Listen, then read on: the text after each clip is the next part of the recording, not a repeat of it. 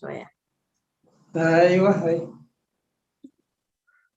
اضغط الكاميرا دكتور، ايش المشكله؟ ايوه نعم. تمام برافو. All right, we're gonna start. Perfect. Okay. All right. Yeah. خبرات أحواتنا حتن علم تريونا زلهم بفيسبوك لايف وبيوتيوب حجي زي راديو سنيت ويدما أب كل تقنية ويا بثلاث تقنية زمت بروجرام ناي سنيت مخانو إريتريان سنيت موفمنت كحب ريفوتو. أنا حفتهم كوثر عبد الرحمن كاب أمريكا لو معلتي خبرات كبر زخونة قاشنا مبل كلا كفال مالتيو بارت 2 الدكتور إدريس موشي.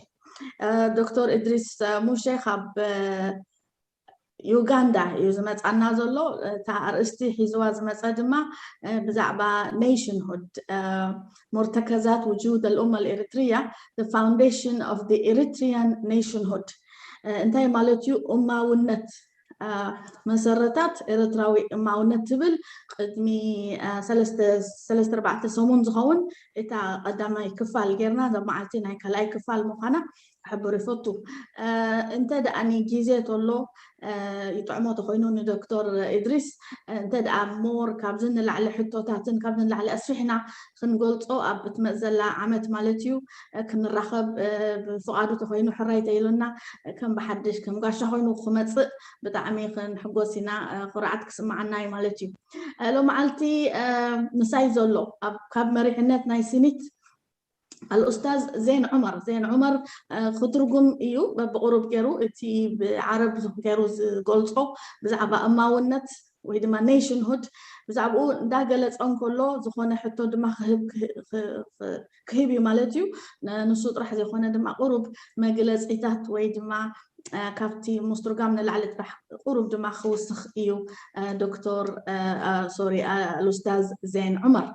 بأركز كمتي لمود تفلطو نايسينيت إزي زاتا إزي نكايدو زلنا نفتنا بنقور نمملاس مالتيو نصوت راح زخونا إزي نقبرو زلنا منكح نتمن إسي مفلات بزعبا ناي عدنا كما يمخانو اتناي بوليتيكاوي زخونه النقاقها نعود نحجز مالتيو إزي نقرب لكم زلنا بروجرام مبزحت جزء بتجرنياي نايلو معلتكن بعرب خونيو مس ترجمو مالتيو سلذي جزء خي قتلكو لو معلتي نفتناي بروجرام نخناتينا أفتي أقدمي حجز جبرنايا تا بارت 1 ويدما مجمر تاع كفال أب زعبا أنتايو تترجم ناي معونات إلو دكتور إدريس موشي نجيرونا نيرو قرب أنتي مزخ خارق حجزنا ناب أملسيلنا كما يمخانو اتنجر أنت أبرها بيلك أنا حصر بيلك أتبع نيرو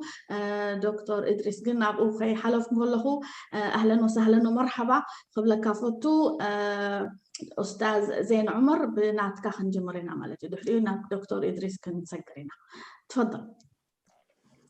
شكرا كوثر عبد الرحمن، المهندسة كوثر عبد الرحمن.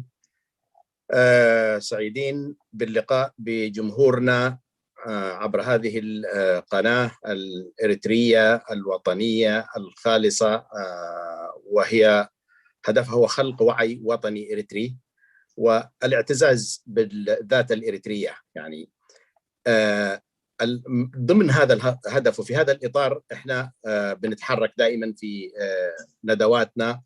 والدكتور إدريس استضفناه الأسبوع الماضي في أول حلقة من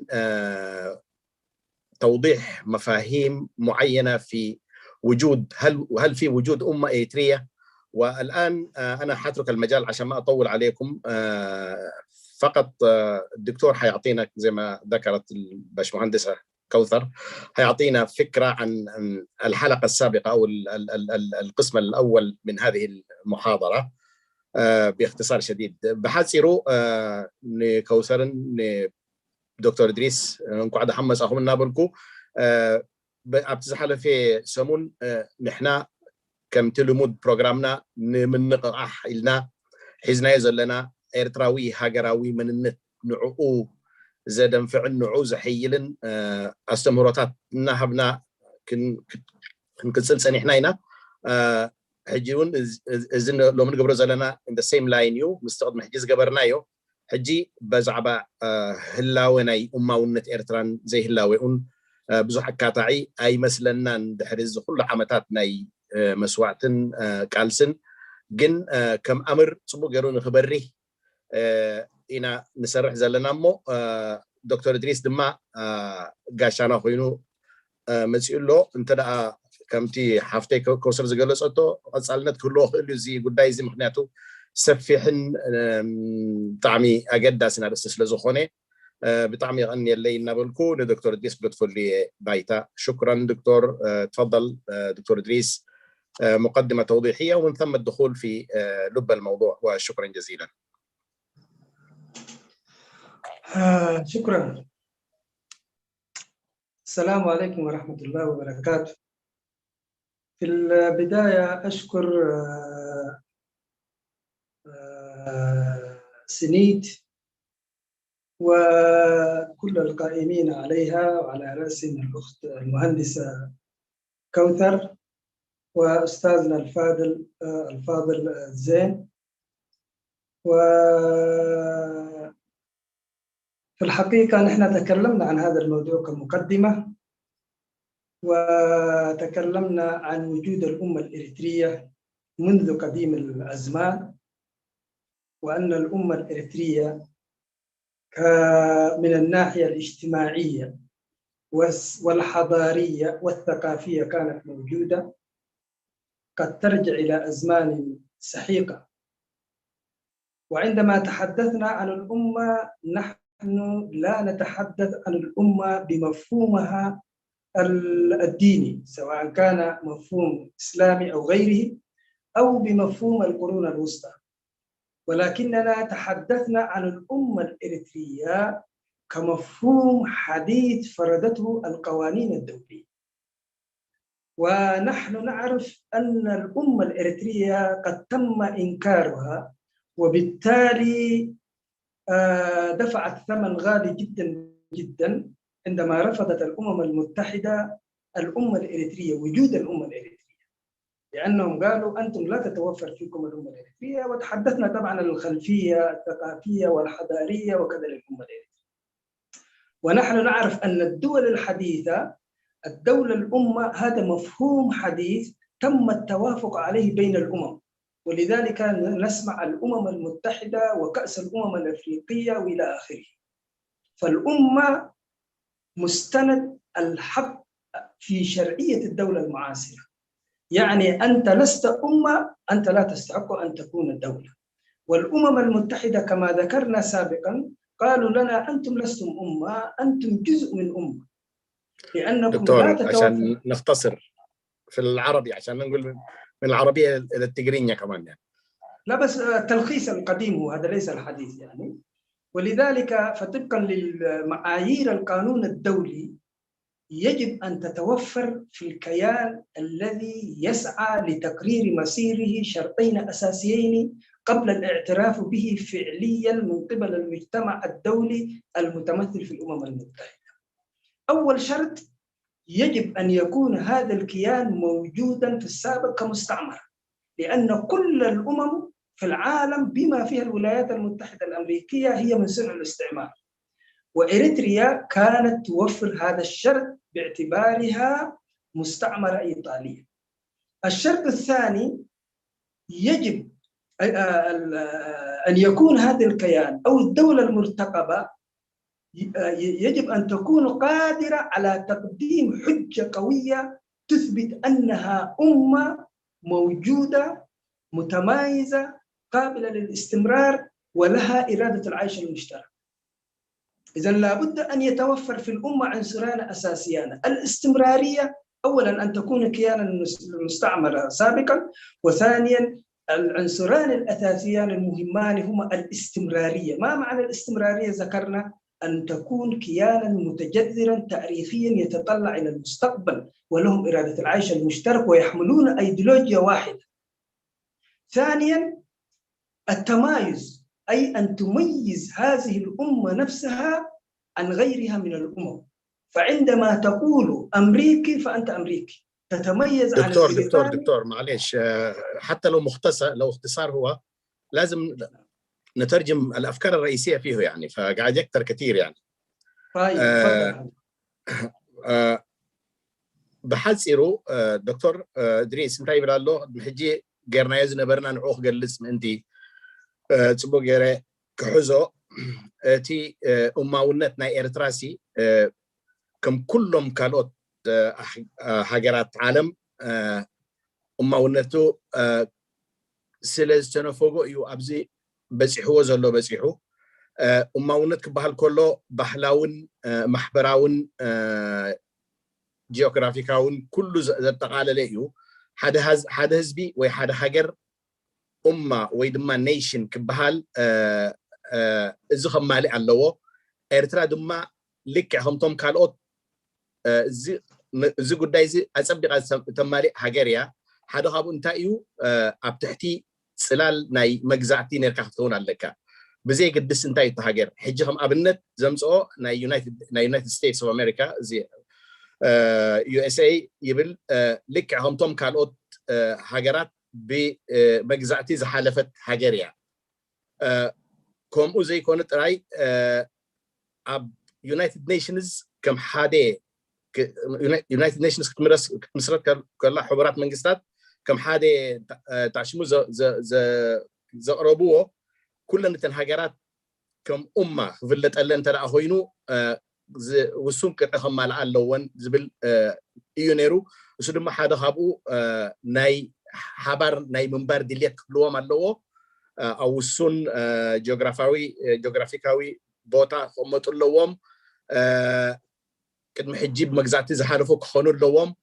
سلازيو حبورات منجستات ويكا يونايتد نيشنز زبهال كمون حبورات ناي أفريقيا هاجرات ويدما عدتات ناي ولا كعس أجر كجلس كله بخمزيز جلس أممات ناي أفريقيا كم زي مثلا قطعات بز حالة حجرات تراين نزهم مع الأزخ إلى نوعنا جلسنا لما تزحالة في ذهاب واستمروا مالتي.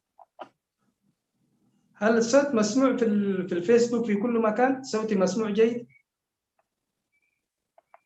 مسموع دكتور مسموع تفضل كمل.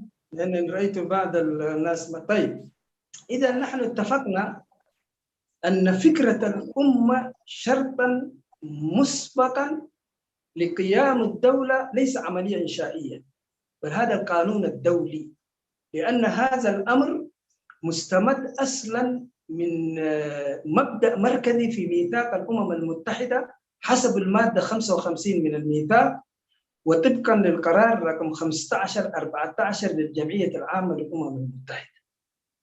التحدي الكبير الذي واجهه أجدادنا عندما ذهبوا إلى الأمم المتحدة وعندما قرروا في الأربعينات أنهم كانوا يستوفون شرط إريتريا مستعمرة مسبقة مثلها ومثل الأمم الأخرى ولكن لأن المؤامرة كانت موجودة قالوا التحدي الخطير والكبير اللي كان موجود كان تحدي داخلي بمعنى أننا ليست لنا إرادة العيش المشترك وليست لنا رؤية موحدة كأيديولوجية موحدة للأمة الإريترية.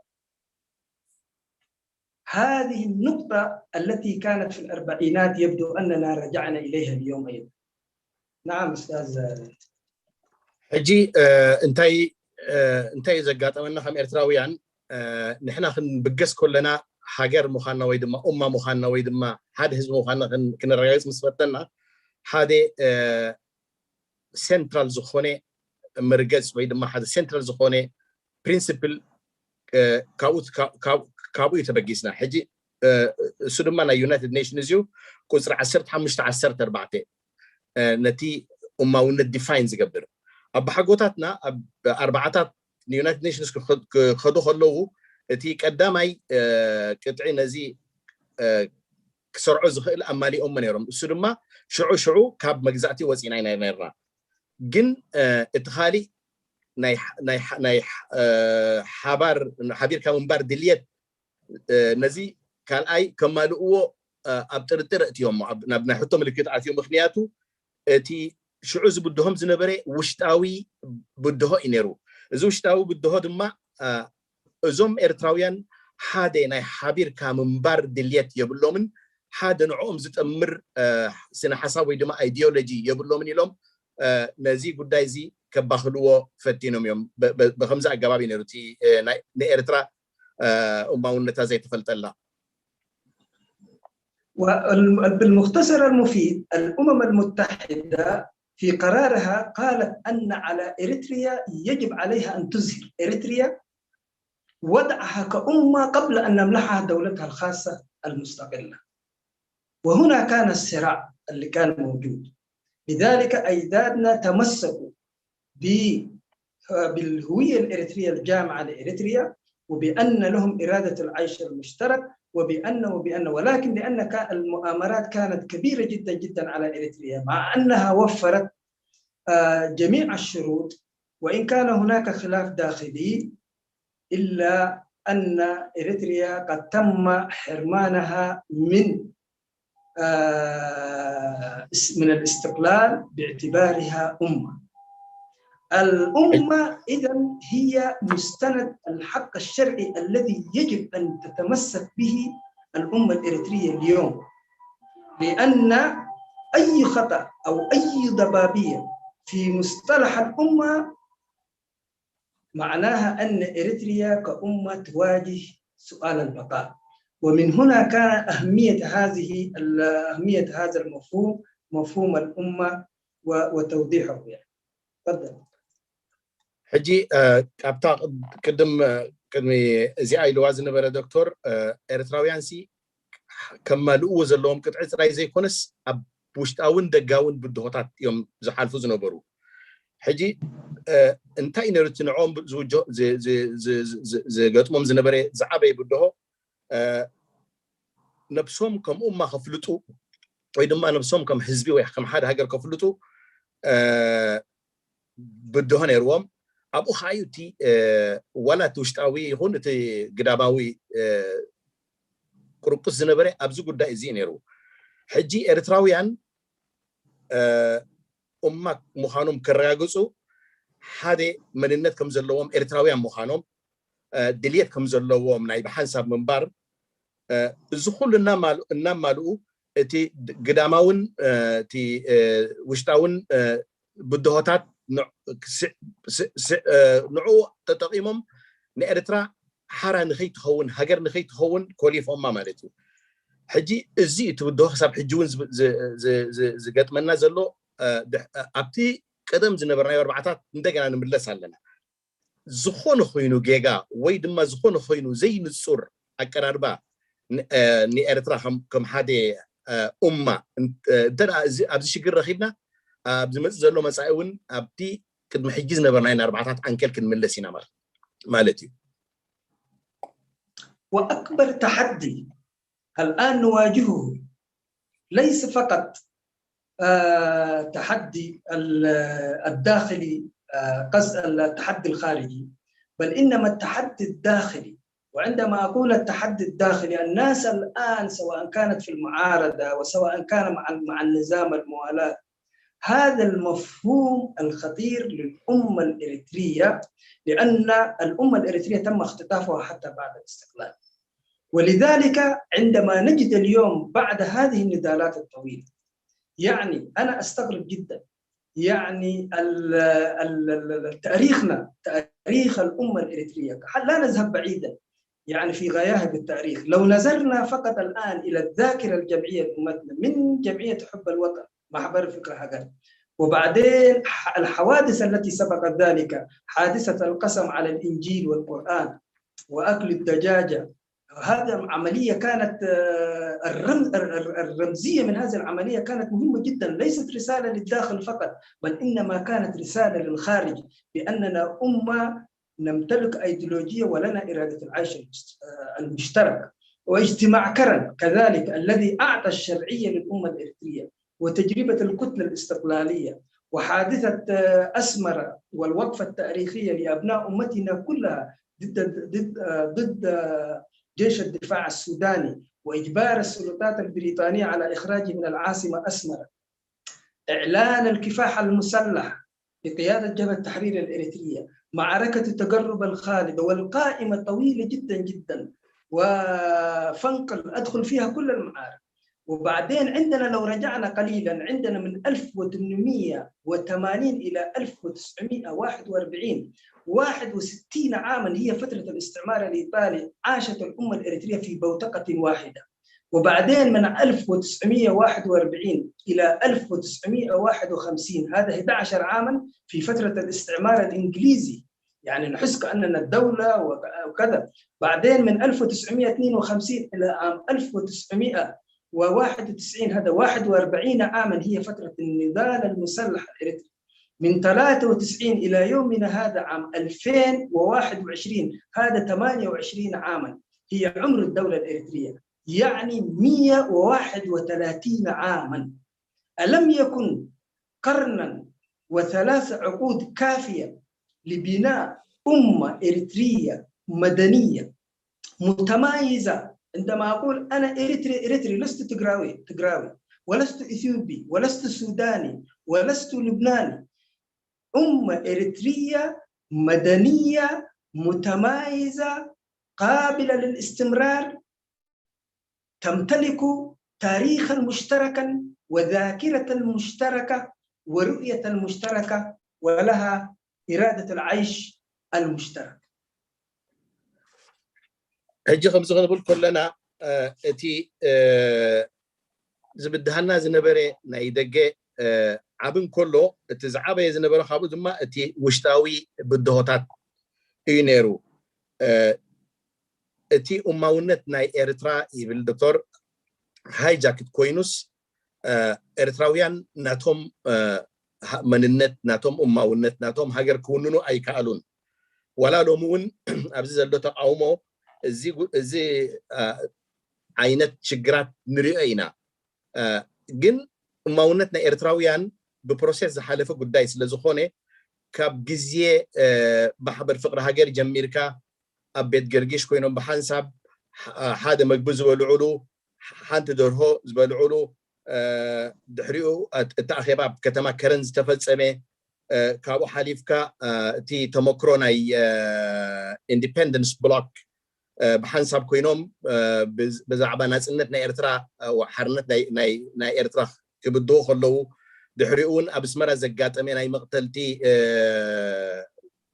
قداي بدك السودان والتحضيراتنا عد إنجليز نبروبوز تفلسمه كم يجرس بنا بحنسب تطويلو إنجليز نتوم سودانويانا كتماس مرز نبرو نتي سلاموي أكمامت أنا هزمنا نخير بشو نخوص أوام كابت ختماز حتى تو كابو حليفكا أبصور مس أتناون أبتجربة تفلسمه وجي نمجمع رجزي مسألة كسب زغرة بجزية أفنكل تفلسمه الزخول تاريخنا هزبنا أيو حجي نحنا أبحادي زنبرنا له 230 حدا عامت له حدا 100 عامتين 3 عامتين 3 decades مالتو هزبنا 60 حدا عامت تحت اليان نيرو 10 حدا عامت تحت انجليز نيرو 40 حدا عامت كاب جزيه فيدريشن كسب هاجراو قالسي زبارة علو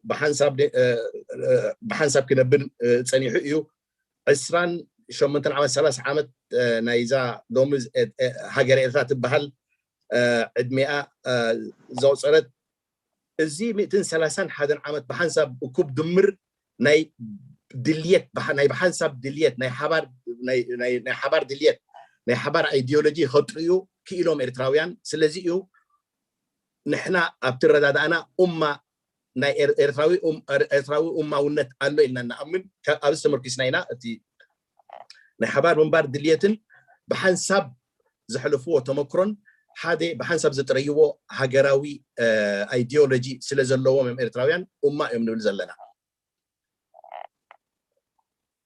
النقطة المهمة في الأشياء التي ذكرناها أن 131 عاما ألم تكن كافية؟ ما هي الأمة التي كنا نبنيها الآن في عصر الدولة 28 عاما؟ لو أخذنا 131 عاما ألم تكن كافية لبناء أمة إريترية مدنية متمايزة عن إثيوبيا، متمايزة عن السودان، متمايزة عن اليمن، متمايزة عن جيبوتي، متمايزة عن أي دولة، متمايزة قابلة للاستمرار، تمتلك تاريخا مشتركا وذاكرة مشتركة ورؤية مشتركة ولها إرادة العيش المشترك.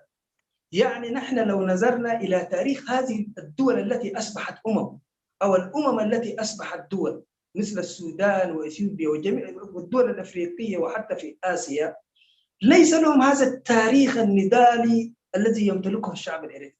يعني 10 سنوات فقط من نضالاتنا المشتركة ربما تساوي مئات السنوات إن لم نقل آلاف في صناعة التاريخ الموحد لدى الشعوب أو الأمم الأخرى.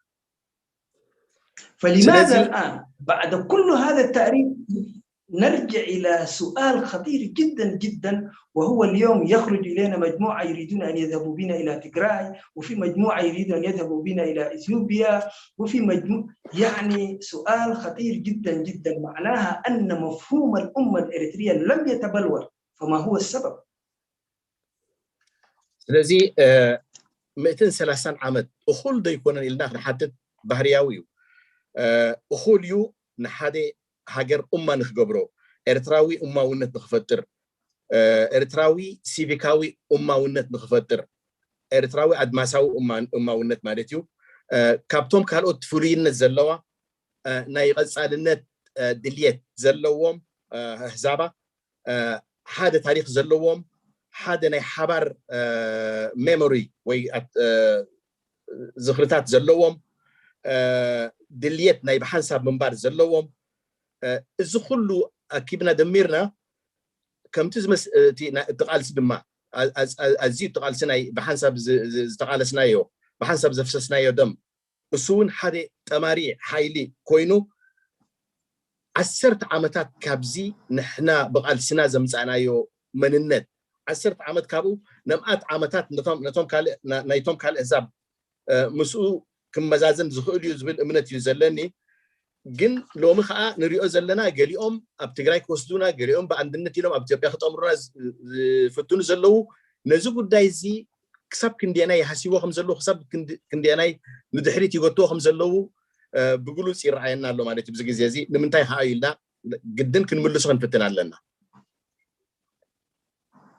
عشان نجيب على هذه الأسئلة ولكي نعرف أهمية الأمة الإريترية ونعرف كيف ناضل أجدادنا قبلنا أيضا، يجب علينا أن نعرف منذ البداية أن تطلعات أجدادنا تطلعاتهم القومية كأمة متمايزة وقابلة للاستمرار وتتمتع بإرادة العيش المشترك، هذا الأمر لم يكن فقط يعتمد على التاريخ الطويل الذي ذكرناه سواء كان قبل الاستعمار أو بعد الاستعمار، بل أسسوا أجدادنا شرعية الأمة الإريترية على المثل القانونية والقواعد المعيارية المرتبطة بمفهوم الأمة والتي أرساها القانون قانون ميثاق الأمم المتحدة نفسه الذي منح جميع المستعمرات السابقة حق تقرير المصير.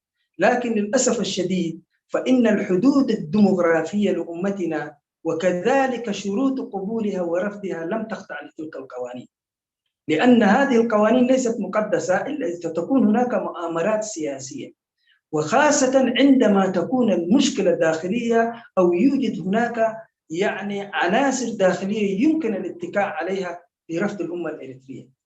تفضل أستاذ. سلازي نزي حتى زخن ملشون تدع كنا تراي أبتي حبراو دليتنا يا بحاجاتنا كم أمة أو تراي أبو خن مركز تراي نخلينا ولا تاريخ يحلوه ولا كابتناي مجزأتي زنوح تاريخ يحلوه ندحريت أبو تراي تمركزنا أمة إنا خنبلت أي نخلينا تم بحاجاتنا انتايم جيروم تي حجاو الند مسرتات حجاو مسرتات تي معيارية زبلة زول ستاندردايزيشن مالتيو أبتي ناي حبورات منجستات حجتات تستحنسسي نعو خمال أفتينهم تي جغرافياوي كمان تناون يمالي ينيرو جن زخلو قدوس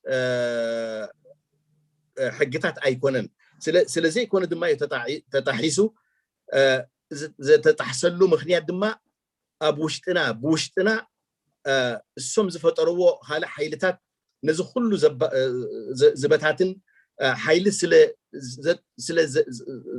زتريو نزخلو نحنا بقالسنا زمصانا يو حقاوي يخون ناي دليت يخون ناي قالسي يخون كله نعوزه في الرس بوشتنا سل زي متأمان سل زنبريون أبو خايم تساويتهم. نعم، ولذلك نحن نريد أن نقول أن الحجج المنطقية والمفحمة التي قدمها أجدادنا في الأمم المتحدة وفي البعثات اللي كانت تبعثها الأمم المتحدة، أول نقطة فيها كانت مسألة العرق والقوميات، لأن الأمم المتحدة كانت ركزت على مسألة الأعراق والقوميات حتى تنفي وجود الأمة الإريترية. قالوا أنتم شعب مجموعة من القوميات ليست لكم إرادة العيش المستمر. ولذلك أجدادنا كانوا يرفضون مصطلح العقلية الغربية التي تبنته الأمم المتحدة والتي تعطي لكل تنوعاتنا الجميلة بعداً عرقياً لإنكار وجود الأمة الإريترية.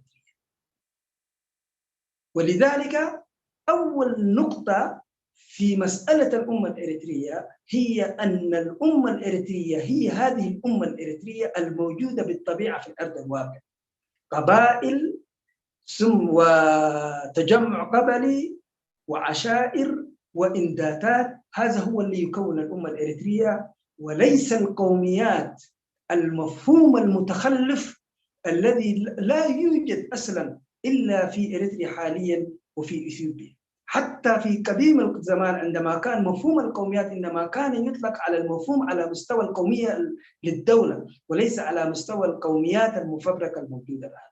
ولذلك مصطلح القوميات هذا مصطلح تفتيتي تجزيئي ما زالت تعاني منه إثيوبيا، وقد يودي بإريتريا أيضا إلى نفس المسير. ولذلك أجدادنا قالوا نحن أمة واحدة تتكون من البنية الاجتماعية الموجودة وهي قبائل، تجمع قبلي وعشائر وإندادات. قالوا أن البنية السياسية في المنخفضات الإريترية تتكون من القبائل والعشائر والتجمع القبلي، والبنية السياسية في المرتفعات الإريترية هي القرية أو الإندادات. هذه هي الأمة الإريترية، وبهذا المفهوم تم طرحها، وكانوا يرفضون جدا مسألة المشروع القوميات، والذي أجدادنا كانوا على حق عندما رفضوا هذا التفتيت والتجزيء، لأنه ما زالت الآن إثيوبيا تعاني من هذا المشروع. تفضل أستاذ.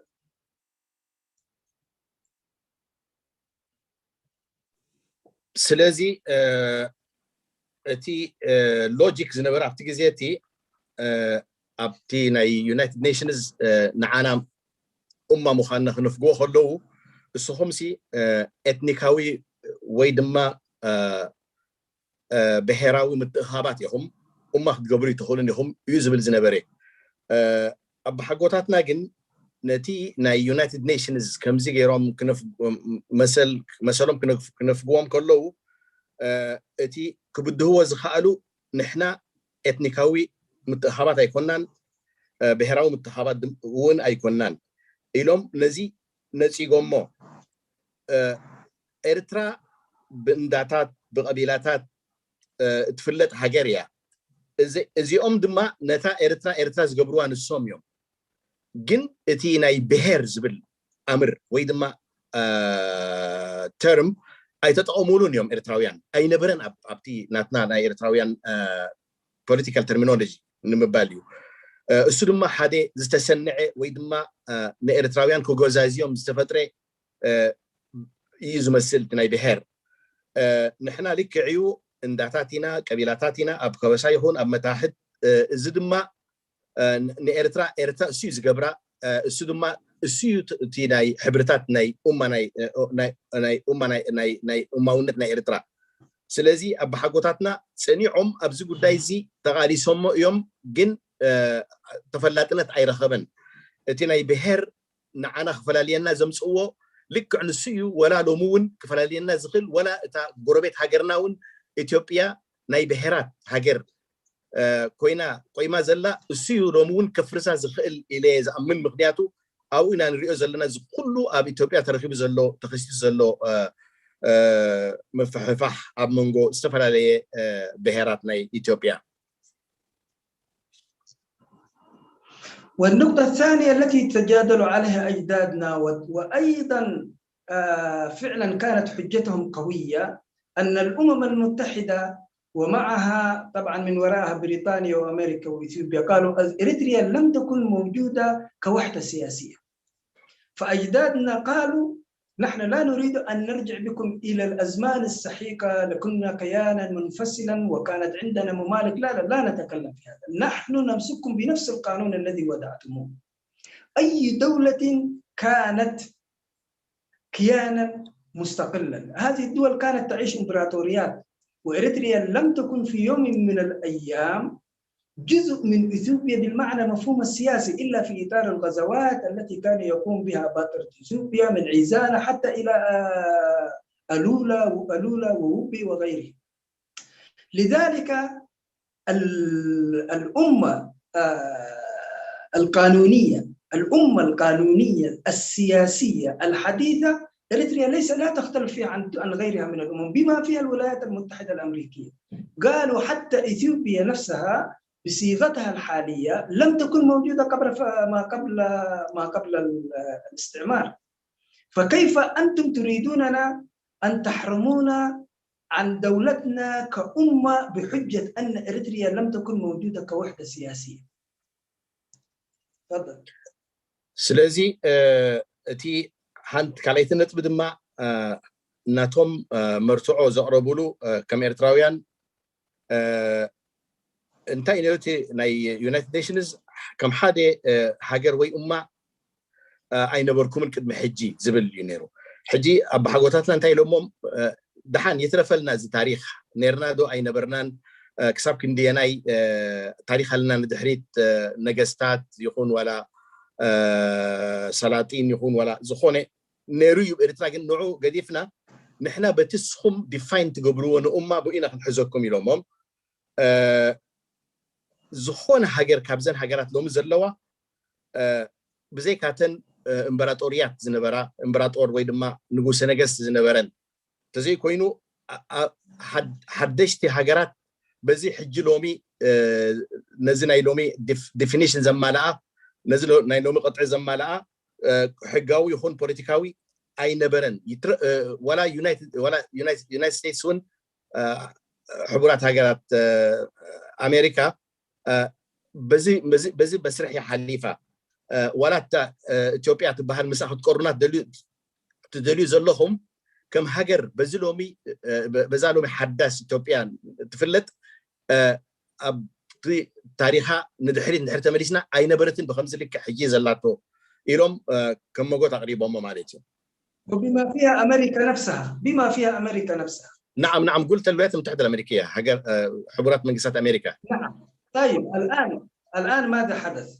عندما أحرج أجدادنا الأمم المتحدة بقوة حججهم القوية جدا التي ساغوها، قررت الأمم المتحدة إرسال لجنة أو لجان إلى الأمم المتحدة للتأكد مما إذا كان الإريتريون يشكلون فعلا أمة تتمتع بالاستمرارية، أمة تتمتع بالتمايز. عندما تقول أنا إريتري فأنت إريتري، أي خطأ في ما لا تقراوي لا إثيوبي، ولهم رغبة وإرادة في العيش المشترك كما يدعون. عند ذلك الدوائر الاستعمارية عندما عرفت أن هذه بعثات الأمم المتحدة قد تخرج فعلا وتؤكد ما قاله أجدادنا، مباشرة استخدموا ورقة إرادة العيش المشترك. رغم علم الإنجليز ومعهم الأمريكان من خلال دراساتهم وأجهزتهم المخابراتية التي كانت ترفع تقاريرها من حين لآخر. حتى السفارة الأمريكية في تقريرها ذكرت أن تقرير سري أن 70% من الشعب الإريتري هو مع الأمة ويريد دولته المستقلة. فاستخدموا مسألة أو ورقة العيش المشترك. ولذلك نحن نذكر هذه النقاط. هي ليست مسائل تاريخية كما يعتقد البعض، قد يفتح هذا الملف من جديد. فإذا وجدنا في إريتريا مجموعة كبيرة اليوم تريد أن تذهب بنا إلى تيغراي مثلا، وحصل النزاع وجاءت الأمم المتحدة، فما الذي يمنع أن تقول الأمم المتحدة ألم نقل لكم أيها الإريتريون أنكم لا تشكلون أمة؟ إذا كانت المؤامرات موجودة. لذلك هنا أهمية الأمة الإريترية التي يجب أن تكون متمايزة ولها إرادة العيش المشترك، ثم بعد ذلك تتسارع في داخلها في داخل إريتريا وفي داخل إريتريا. هذه مش مشكلة، لكن أن نتسارع على إريتريا ومفهوم الأمة الإريترية، هنا تكمن المشكلة التي سترجعنا إلى المربع الأول. والدساتير والقوانين الدولية والأمم المتحدة هذه ليست قوانين مقدسة، تفتح مرة أخرى إذا حصل صراع داخلي في مفهوم الأمة الإريترية. تفضل أستاذ. سلازي يونايتد نيشنز نزيناي إريتراويان حبراو دليت كبدهو مزي كقالوا انتي جيروم حدا ناي مصنعتي وجله سيدو مالتيو ني إريترا حجي إذا وجله زي انتي كريت سيدو ني إريترا قداي نجر دليت ناي حبار منبار اللوم ديو قصالنت اللوم ديو فلوينت كابتوم كالوت حساب أبكابيهم زلوا اللوم ديو نفسهم كم إريتراويان جيمز فلتو ويس كم تجارو ويس كم إثيوبياويان نزخر يجوز يوم يونايتد نيشنز سريدهم قن شعو تي وديتات بالعلنا وشرحتات بالعلنا زفصم زنبري كابانا زعبس لزنبري كمون مصنعتات إريترا كم أماونتها الداخم زخيل مصنعتات كمون ناي سليا مرببات يسرحون يوم نحنا كم زخن بالكلنا سلازي إذا قداي زي تاريخه قداي تراي أيقونن هلاو قداي لو مون كبده هنا يخيليو إزي فايل زي لو مون كخفت يخيليو لو مون ندقنا يونايتد نيشنز مسيا أيبلنا كومندو هبلونا يوم حجون أبتيز نبرنايو عن كل كمرسونا يخيلو يوم إذا ما زفقد لهم انتايو أو وشتنا زلو مفحفح أو وشتنا زلو جونستات انتدأ قوليحو انتدأ العلوسي انتدأ إريتراوح حبار من باردليات فلوينتنا قصالنتنا كنا رجعس انت زي كي إلنا هم إريتراويان عبتنزل برنايا عن كم بحديش كمل سونا يوم زبليو تي سجعات مالتي. طبعا هذا الكلام الذي نقوله طبعا عندنا كلام كثير لو تحدثنا بالتفصيل يعني، ولكن عشان يكون الموضوع يعني على الأقل يأخذ جانب يعني توثيقي، أن الأمم المتحدة أنكرت وجود إريتريا كأمة ورفضت الاعتراف بها كأمة. هذا الإنكار دعمته الولايات المتحدة الأمريكية والاتحاد السوفيتي وبريطانيا وحتى إثيوبيا. طبعا هذا كانت لديها مصلحة بحجة أن إريتريا ليست أمة متمايزة قابلة للاستمرار. في رسالة قالوا هم شعب، قالوا لنا أنتم شعب جزء من الأمة الإثيوبية الكبرى. وهذا الكلام في رسالة بعث بها وزير الخارجية الإثيوبي أكليلو إلى وزير خارجية بريطانيا وإلى الأمم المتحدة وإلى وزير ملكة بريطانيا. وهذا الرسالة بعث بها في عام 1942 تحت الرقم الإشاري 13608.371. هذا الموقف العالم كله اتفق عليه، القانونيين في الأمم المتحدة، لأن المؤامرة كانت مطبوخة. وفي هذه الرسالة شدد أكليلو بأن إريتريا لا يمكن أن تصبح أمة ولا متمايزة قابلة للاستمرار. وهنا خطورة مشروع القوميات. لماذا كانوا أجدادنا يرفضون مشروع القوميات؟ التداخل هذا الكلام كثير لا نريد أن نتطرق إليه، ولكن هذه هي الحقيقة التي يجب أن على الأقل نحن نفهمها وندركها حتى نتمسك بهذا المشروع، مشروع الأمة الإريترية المتمايزة التي تملك أيديولوجية موحدة ولها إرادة العيش المشترك. تفضل. سلازي عبد الحريث ندا تملسنا زي حجي نقولوا زلنا بزح ديتيلز كيعتناينا التقالنا نقولوا زلنا تي قداي دم حدا سنداوي ملك حزم انتي يونايتد نيشنز نيرتراويان ونتناتهم ويدما حجراونتناتهم كتفقهم كلها السادرة يكونت النيرة دحريقة تطويلهم زنبرو حبورات منقصات أمريكا USA سوفيت يونيون شعون عباي بريطانيا بعباي خا إثيوبيا سايا تقوم زنبرا بزقود دايزي صبو غيرهم نزقود دايزي يدفعفوا نيرهم انتاي بلنا نيرهم كم إرتراويان اسهم أكل ناي إثيوبيا إخم ناي ونت ناي إثيوبيا خابو هذا كفالي هم يلوم يقلصوا نيرهم تا أكلوا حبت ولد الصحافة بشحن 940 كلتن قصري هذا سلسة شدشته نتبي شمونته 36 هذا تبل قصر زلوا ما الأختي ويد ما صحف ناي أكلها حبت ولد أبتجي زيتي ني عباي بريطانيا ني أمريكا ني يونايتد نيشنز سددا إرتراويان كالوت أحزاب إثيوبيا فلوينت كم زي بلهم هذا أكل ناتو مخانهم يوزقل لزنا بري أب حقوقاتنا جن شعوب جزية تي بروجكت ويد ما مشروع ناي حزم يبقوا لزنا برو أبتي كد محيز جالس ناي بحنساب منبر دليتهم فلوينتهم كنسالنتهم كرياغصهم إرتراويان تجارهم زي هون إثيوبيا وين كم زي هون كرياغصوا بقيعهم يوم نيرهم جن تي ودي تابع لهم زنبري كاوم زعبي نيرو.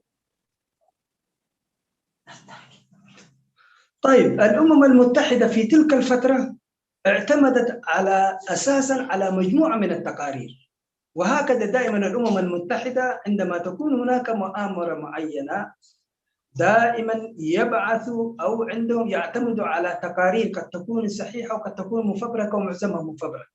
الأمم المتحدة اعتمدت في إنكار الأمة الإريترية وبأن الأمة الإريترية ليست لهم رؤية موحدة للأمة وليس لهم إرادة العيش المشترك على مجموعة من التقارير.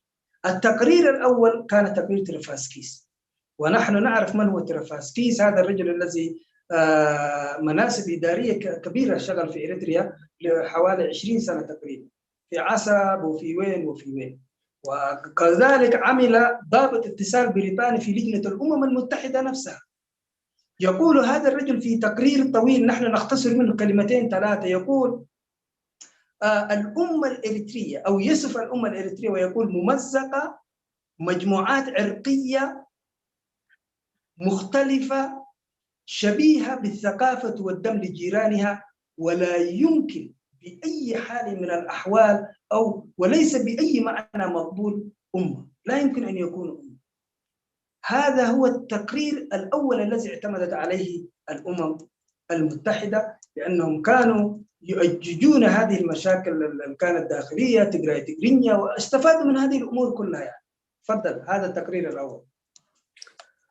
سلازي يونايتد نيشنز انت تقبر حدا جزء نحدا قد ياخد كلفة هلا ويد ما أخذ نحدا يسبق تحمسه هلا دايركتي أيقونة أنت عمسه أنت هيدا كم زي نايم صناعتي وجلنا الناس سددت بتي سمت صحفوه سبسابات أبونا تمركزت كم يجران تقول ده خم تدقسوا ويد ما خم تحسيو مغنياتو تن عبيت حاجات بدحري أسئلة زلوا بهم يزخيد بهم كيدو أبتينا إحنا أبتقول داينا أنا إرتراويان كم إرتراويان هذا خبتم أجدستي سبسابات زقربوا أبتو وانتي بأربعات مالتيو بترافاسكس صحفيو ترافاسكس دما بزحات كواهم تفلتوا هم معارك زنبرو أبتي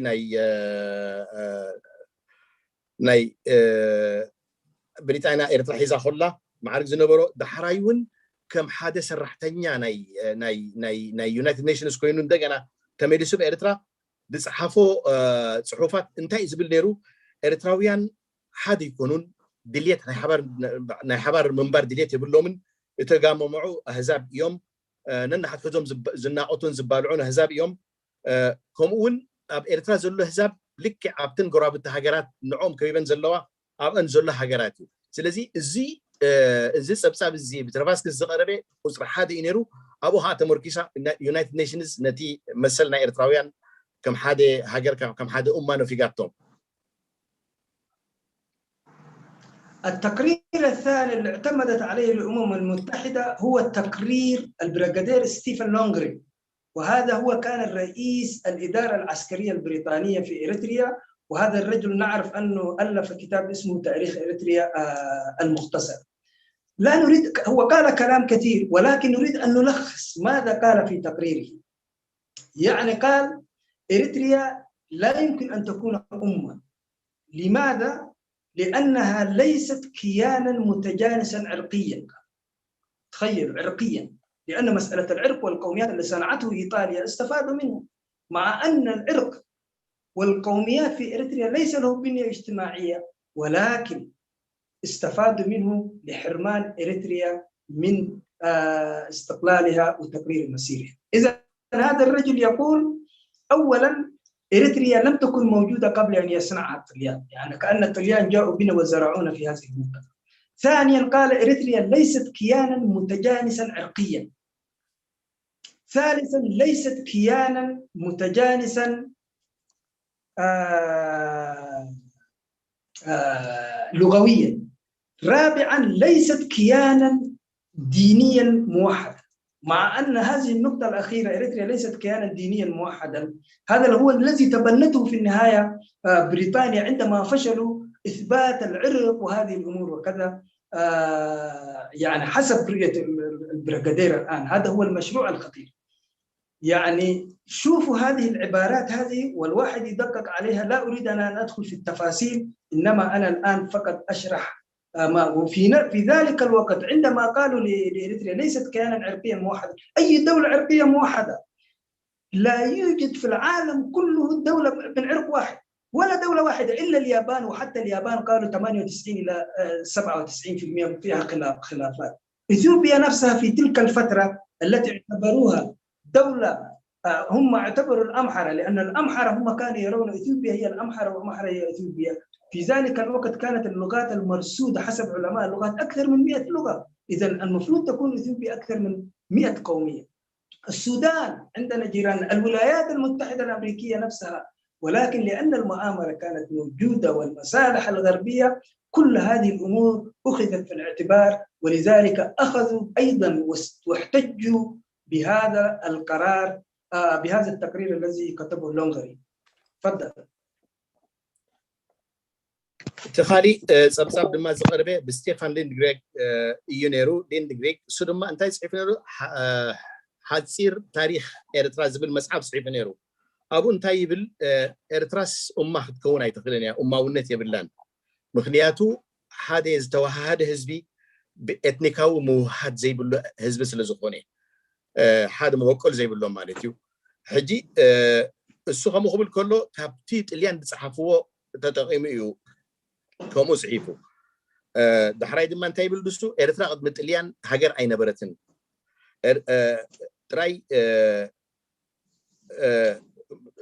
مهلاوة زي مهلاوان تراي زي كونس موهاد ناي حدا اتنيكاوي موهاد بقانقا يكون بهيمانوت يكون أي نبرن إلو مساقربو السخة أيو أو تمركزهم يمتي يونايتد نيشنز نتي حزبنا مسؤول زنفقوه وسون عندنا هلا عباي بريطانيا نزون كنت قوم له فتينا بحلف دمانتي في اللياتنا هيمانوت صبوق يرخت مزمزة فتينا صبوق يرى مزميزاتو أبكل تخت مقولة نسبة إريترا قلنا يتعوضت النساون سلازي نحن انتهينا نبل زلنا حجون كم تقد قد محجب بحوت عندها زبلوز نبرو أب عالم زتوها هذا حزبي بإثنيكاوي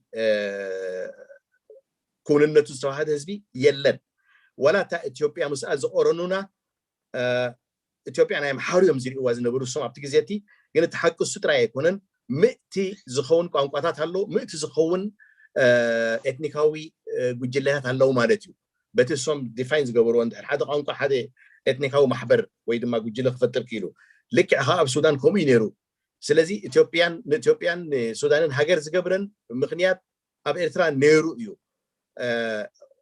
ወላ እሰን እውን ሃገራት ክኾና ኣይነበረንን በቲ እሶም ዘቐመጥዎ መለክዒታት ወይ ድማ ቅያስ ብኡ ምክንያት ንኤርትራ ጥራይ ነቲ መሰል ክነፍጉ زلعلو مخنياتات تزي كوينو كونع مخنياتات هاي نبرد.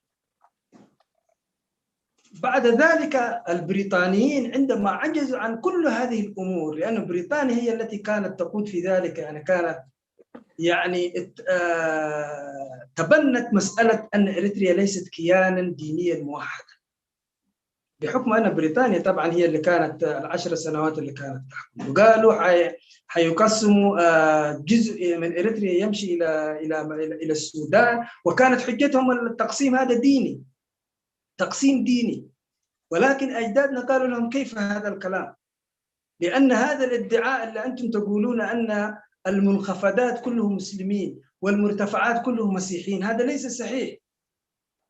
وإذا أنتم تقولون كما تدعون أن هذا من أجل مصالح المسلمين ومن أجل مصالح المسيحيين هذا خطأ لأنكم جزء كبير من الساحل البحر الأحمر كل الساحل قاعدين تنسبوا به إلى إثيوبيا فأين المصالح؟ كيف تقسموننا دينيا بهذا الشكل؟ تأخذ إقليم عنسبة باعتبار هذه كلها مناطق كانت وبعدين نفس هذا التقسيم المرتفعات المسيحيين والمنخفضات المسلمين أجدادنا قالوا هذا غير دقيق ومغرض ويتنافى تماما مع الواقع على الأرض.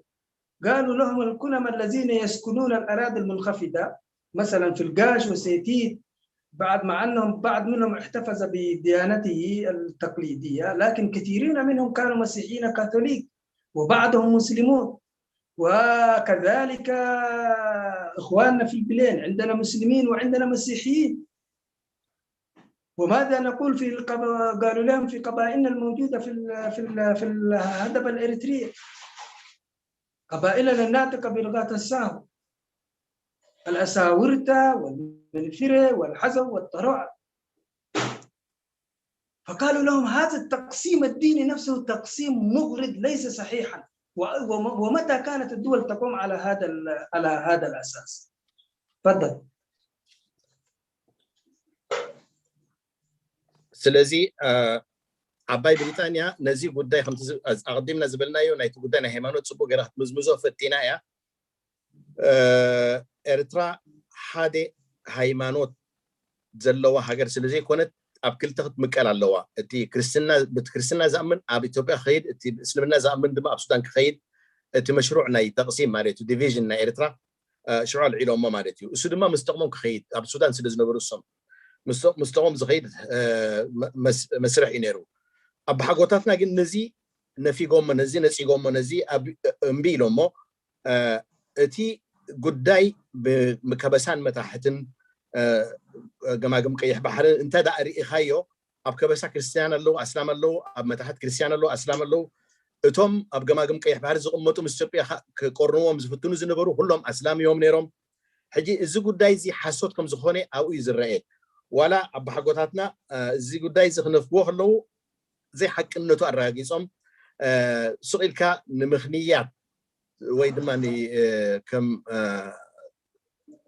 حسوت استمع زح حسوت إن إريترا هاجر نخيت خون زخلف تراي كم زنبرة ترديهم كقامو جميرهم نيرهم سون أبتي مريت أبتي بايت حنت تعش مو زي بلو مسرة زي بلو نيرو كما بنت كنا من تدا وسيدنا ون بلين تدا وسيدنا كريستيان أسلام ناي كلام هيمانوت زلوهم ناي أفريقاوي إمنات زلوهم ولاتهم كبيراتنا أب كبسا زلو جبرتني بالحجنا بالنت ويدماتهم بسعود الزاربو عساورتا يخونوا طرع يخونوا حزة يخونوا منفر يخونوا زي أمسي اللون اليوم كبساتنا إريترا مستمح واتهم كريستيان زنبرو حجي زي كم زي غير كامو مقالو بهيمانوت كونيلوز سرح كم زخوني الراقصهم أب حقوقاتنا أفريسهم دماء يوم بجبري إريترا مخانا كالرجاوز خيلهم ولا مثلنا ينفقناهم هذه هاجر. التقرير الثالث اللي اعتمدت عليه الأمم المتحدة بأن إريتريا ليست أمة هو تقرير فرانك ستافورد، وهذا الرجل كان من أشد الناس عداوة للأمة الإريترية، وهو الذي حاول أن يقنع أعمدة المشروع الوطني الإريتري، على رأسهم إبراهيم سلطان وعبد القادر كبيرة و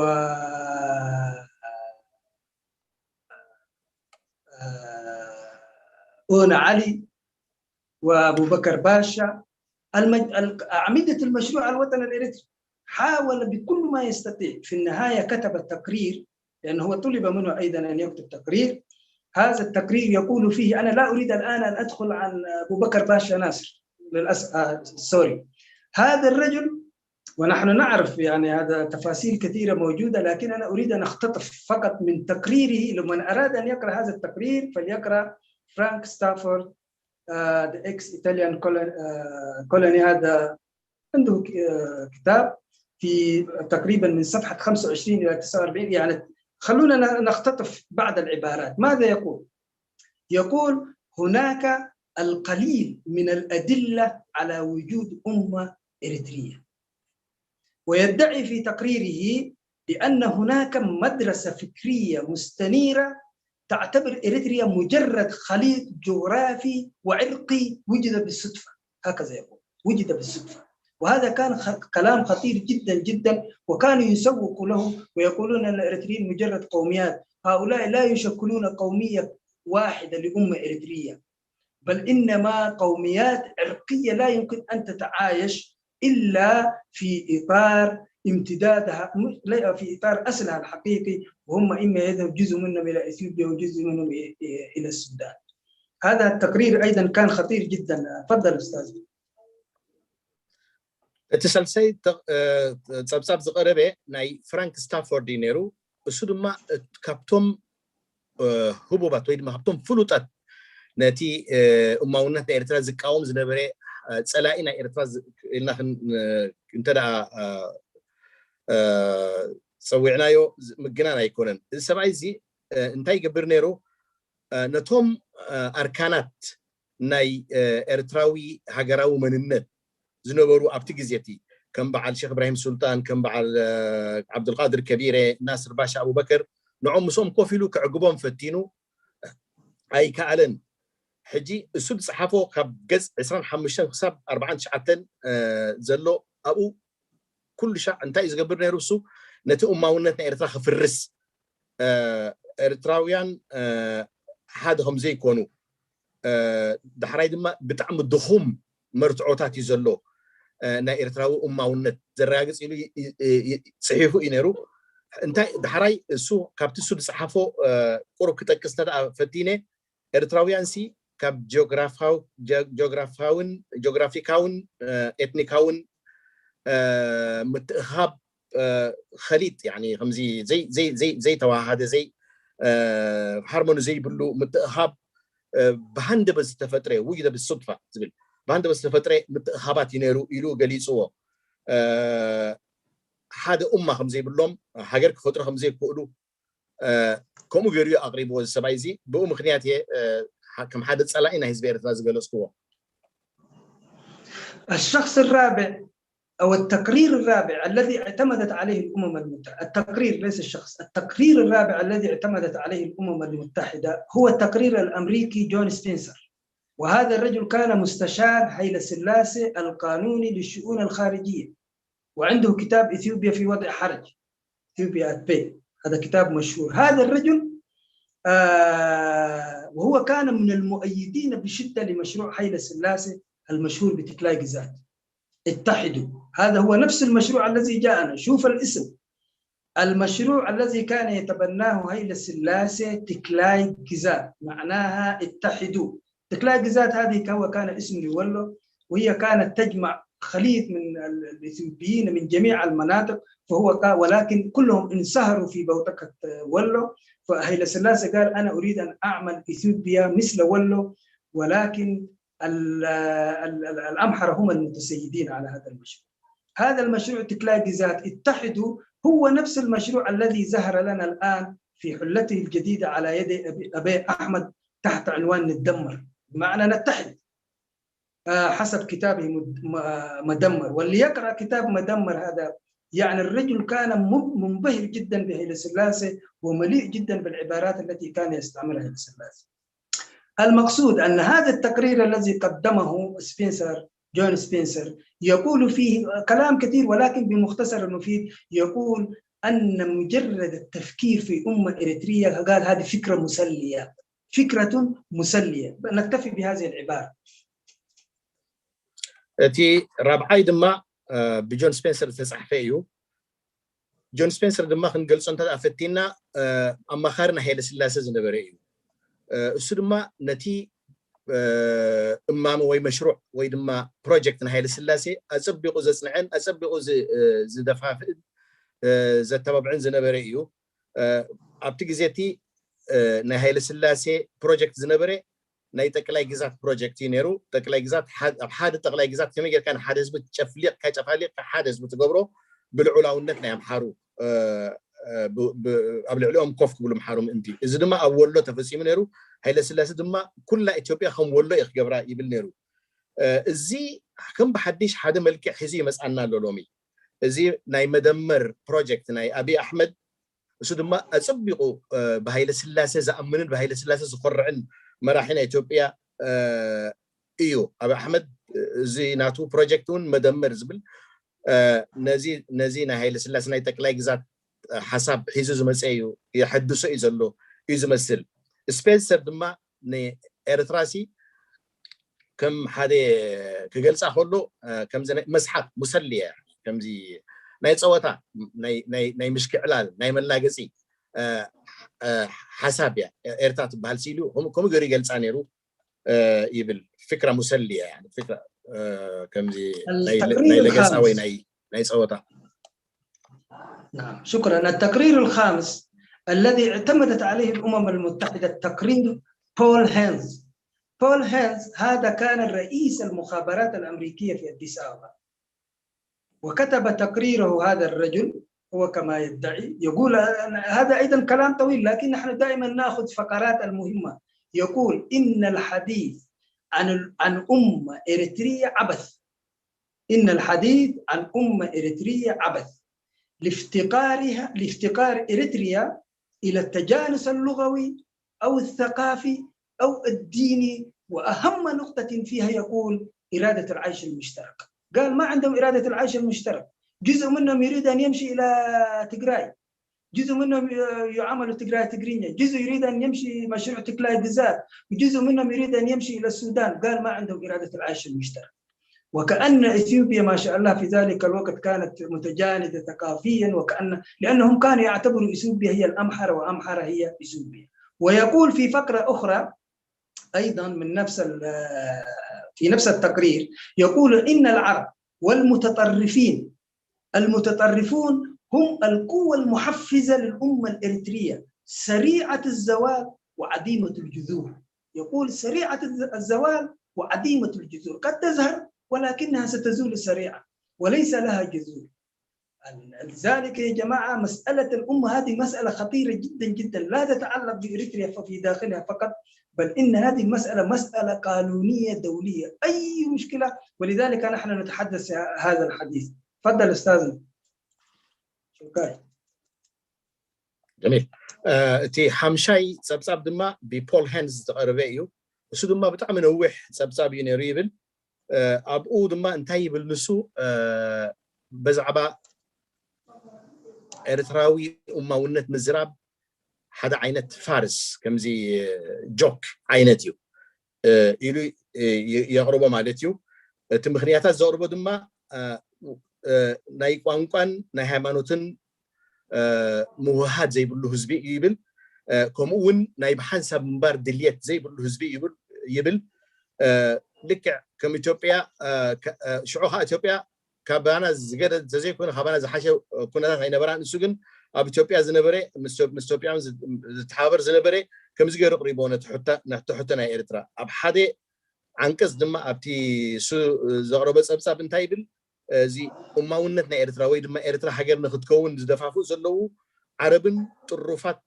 إرترا كم زي طرفنا زلهم إرتراويان آخرتي إرتراويان يوم يبل زي نيشن دم زي زي كالتيفا تموت سور زي بالله هي إلو كم غيروا أقربوا عنيرو مالتيو نتي أماونتنا إرترا. التقرير السادس الذي اعتمدت عليه الأمم المتحدة هو تقارير وكتابات سيلفيا بانخرست، ونحن نعرف هذه سيلفيا بانخرست هذه كانت متحيزة أصلا من البداية، لأن هي كانت معتمدة في دراساتها على الدراسات الإيطالية التي قسمت الشعب الإريتري لأول مرة إلى قوميات، لأن مشروع القوميات جاءوا به الإيطاليين، فهي اعتمدت على الدراسات التي قام بها نايدل وغيرهم وسيلفيا بانخرست نحن نعرف أنها كانت مستشارة هيلة سلاسي وصديقة مقربة جدا للعائلة الإمبراطورية، وهي دفنت بالمناسبة هذه المرة دفنت في إثيوبيا كإثيوبية. كانت عندها مجلة شهرية إثيوبيا أوبزرفر سخرتها لخدمة الأغراض الإمبراطورية التوسعية. نحن نعرف أنها بعدين دفنت في قداسة سلاسي، كنيسة قداسة سلاسي، هذا لا يدفن فيها إلا عظماء إثيوبيا زي هيلة سلاسي وغيرهم، يعني كنيسة القديسة مريم العذراء في صهيون، يعني تعتبر قداسة سلاسي قصدي هذه تعتبر المكان المقدس الثاني بعد كنيسة القديسة مريم، وهي دفنت هناك. هذه المرأة يعني وصفت الأمة الإريترية وسخرت حتى من وجود الأمة الإريترية، وقالت أنا إذا عشت قالت أنا سأرى هذه الأمة التي يتحدثون عنها، ولكن الأمة الإريترية الآن جاءت، فكيف يمكن الحفاظ على هذه الأمة؟ والسؤال الكبير بعد 28 سنة الآن في عمر الدولة الإريترية، بعد يعني عندما يخرج علينا الآن جيش من الناس، واحد يريد أن يمشي إلى تجراي، واحد إثيوبيا، ما هي طبيعة الأمة التي كانت تبنى في تلك الفترة؟ هذا السؤال الكبير، ولذلك نحن نطرح بأن الأمة هي رقم 1 في المشروع الوطني الإريتري الذي اتفق عليه أجدادنا. تفضل أستاذ.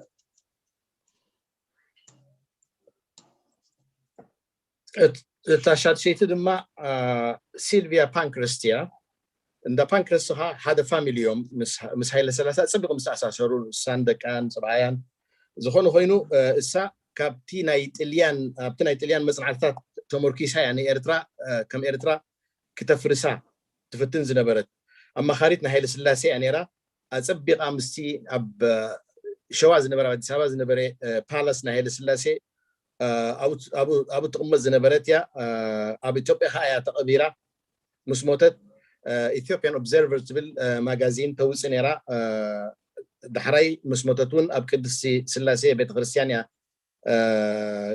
كبيرهم عملتيو زبوتها زدما دحري قدس مريم ناي أكسوم تزعابي ناي أرثوذكس بيت كريستيان قدوس سفرة زخونيو زي سبيت زي كل شيء زي قداي ناي أمونتنا إرثرا تشكلون تلاقوا سؤالون زنبر السبيتي يا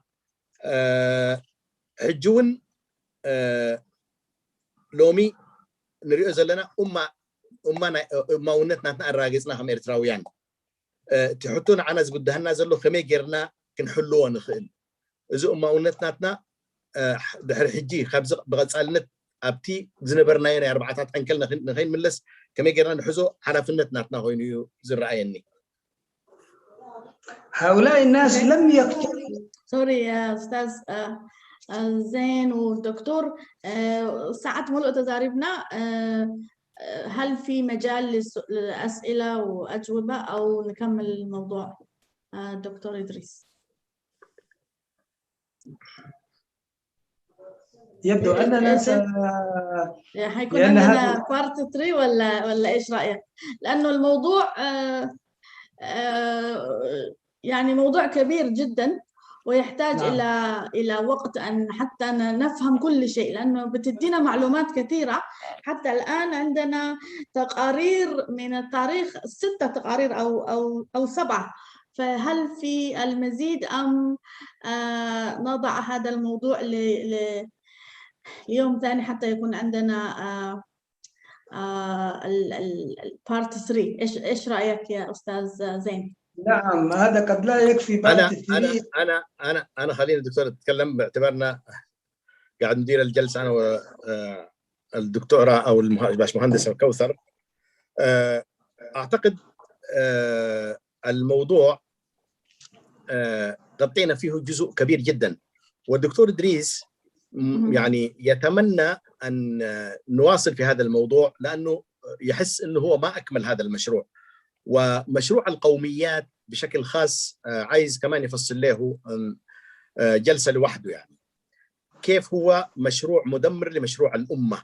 حجي الآن أنا أشوف أنه ندي الفرصة لمناقشة الأفكار اللي طرحت حتى الآن، يعني لأنه بالمناقشة هي تغنى الأفكار يعني. فدكتور سنعود إلى هذه الجلسات حتى لو اضطرينا ثالثة ورابعة نعمل، سنعود إليها هذه الموضوعات لأنه موضوعات توعوية من الطراز الأول. هي أنا انتهي بلوزل لهم دكتور كيف بس حنا من أنتي كيف حنا من تقولي كن ملو سنة خلينا حجزنا بحيرات زبل أمرسي دكتور إدريس صبوا غيرو يزغلصو بزعبون صبوا الرأي له السودما ني إريترا نخفرس نأما ونا نإريترا كفرس استفترة يزناي حطنا بحيرات يزبل أبو هذا نبين فل مشت كدلينايو زي تودؤنا اللي بزجنا نمنتعيو زخل وديتات شرحتات قبل عنا تفسيمه مع المليون فسيمه حجي أنا خمتس فلتو خمتسو زرباض محجي ونا غريب ونيرو إريتراويان تخاف تساتيفهم يوم أبزي مفرسنا أمة ونتنا إريترا حجي أبون أي بس عنا اللقصاب حجي كبد سحيب سلزي كدلينا يسلسدو 4 حموش جزء كدلينا سلزي نتيجة تبعيد زول حساب حجي انت أبى حسابات هابتي من أيوه زحاج غني سمعنا أنا ون لك كم كوسر حفتي أوكي يغني لك انتي مثلك قدمنا بدكتور إدريس من خدنا عبيتي نقرات أبزي دانقولان والله حسابات حدش تخون فرش نبوزحت سبات أو دقنا لنا نمبر 1 اتناي بارت 1 خملش تخينه انتي بزعبه ناي ماونتنا إريترا فنزارب كلنا اتن زغربن دكتور إدريس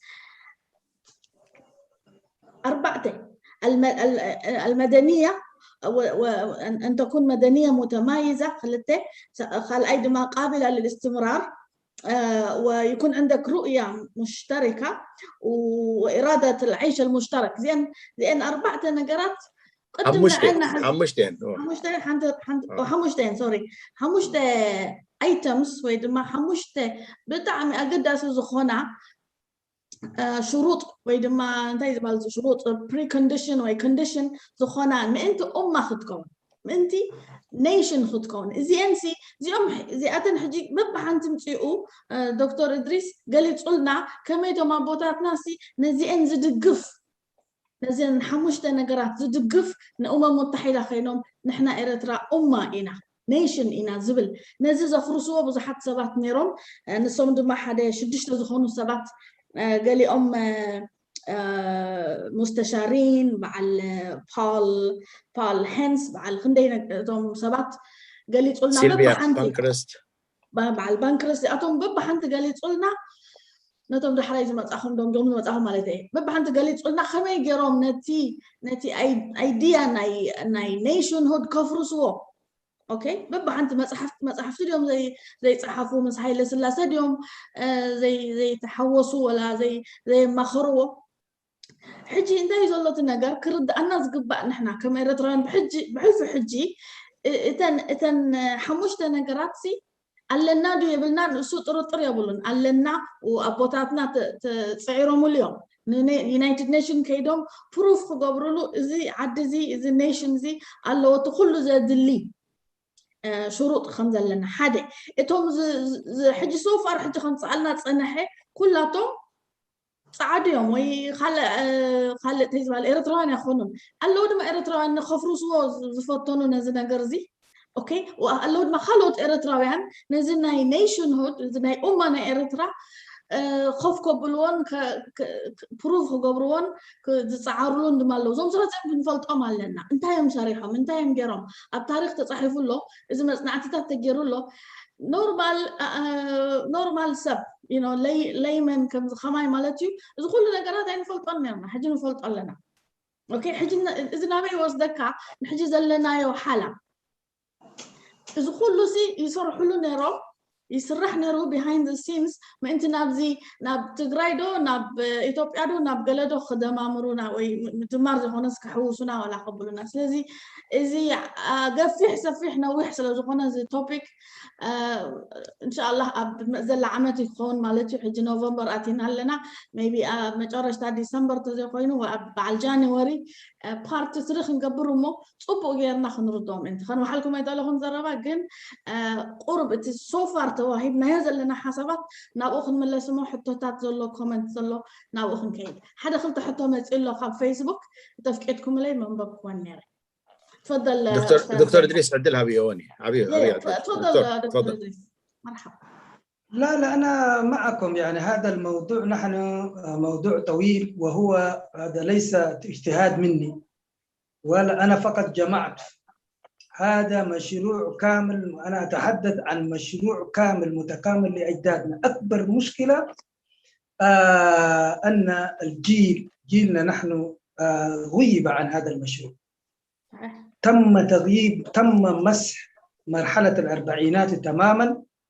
ولذلك أنا سؤال خطير مهم جدا جدا كيف بعد هذا النضال الطويل وتحرير التراب الإريتري وعندنا دولة عمرها 28 سنة الأمم تبنى في 2 و3 سنوات أجدادنا وضعوا هذا المشروع في فترة قصيرة مثلهم مثل الأمم الأخرى فكيف بعد نضال طويل والناس ناضلت وقاتلت مع بعض وكذا فجأة يظهر لنا هذا الوضع الموجودين فيه الآن.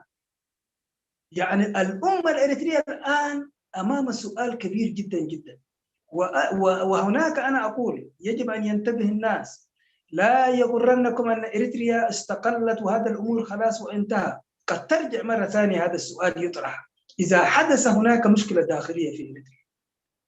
الأمم المتحدة والمؤامرات الموجودة وكذا تفتح هذا الملف وبالعكس عندما يفتحوا هذا الملف سيقولون لنا ألم نقل لكم أنكم لا تشكلون أمة ودفعتم ثمن غالي وأزعجتم العالم والدنيا كلها وفي النهاية رجعتم إلى المربع الأول بعضكم يريد أن يذهب إلى التجراي وبعضكم إلى إثيوبيا وبعضكم كذا سيفحموننا بالحجة وما قاله أجدادنا سيكون كذبا والنضالات التي تمت كأنها لم تكن شيء.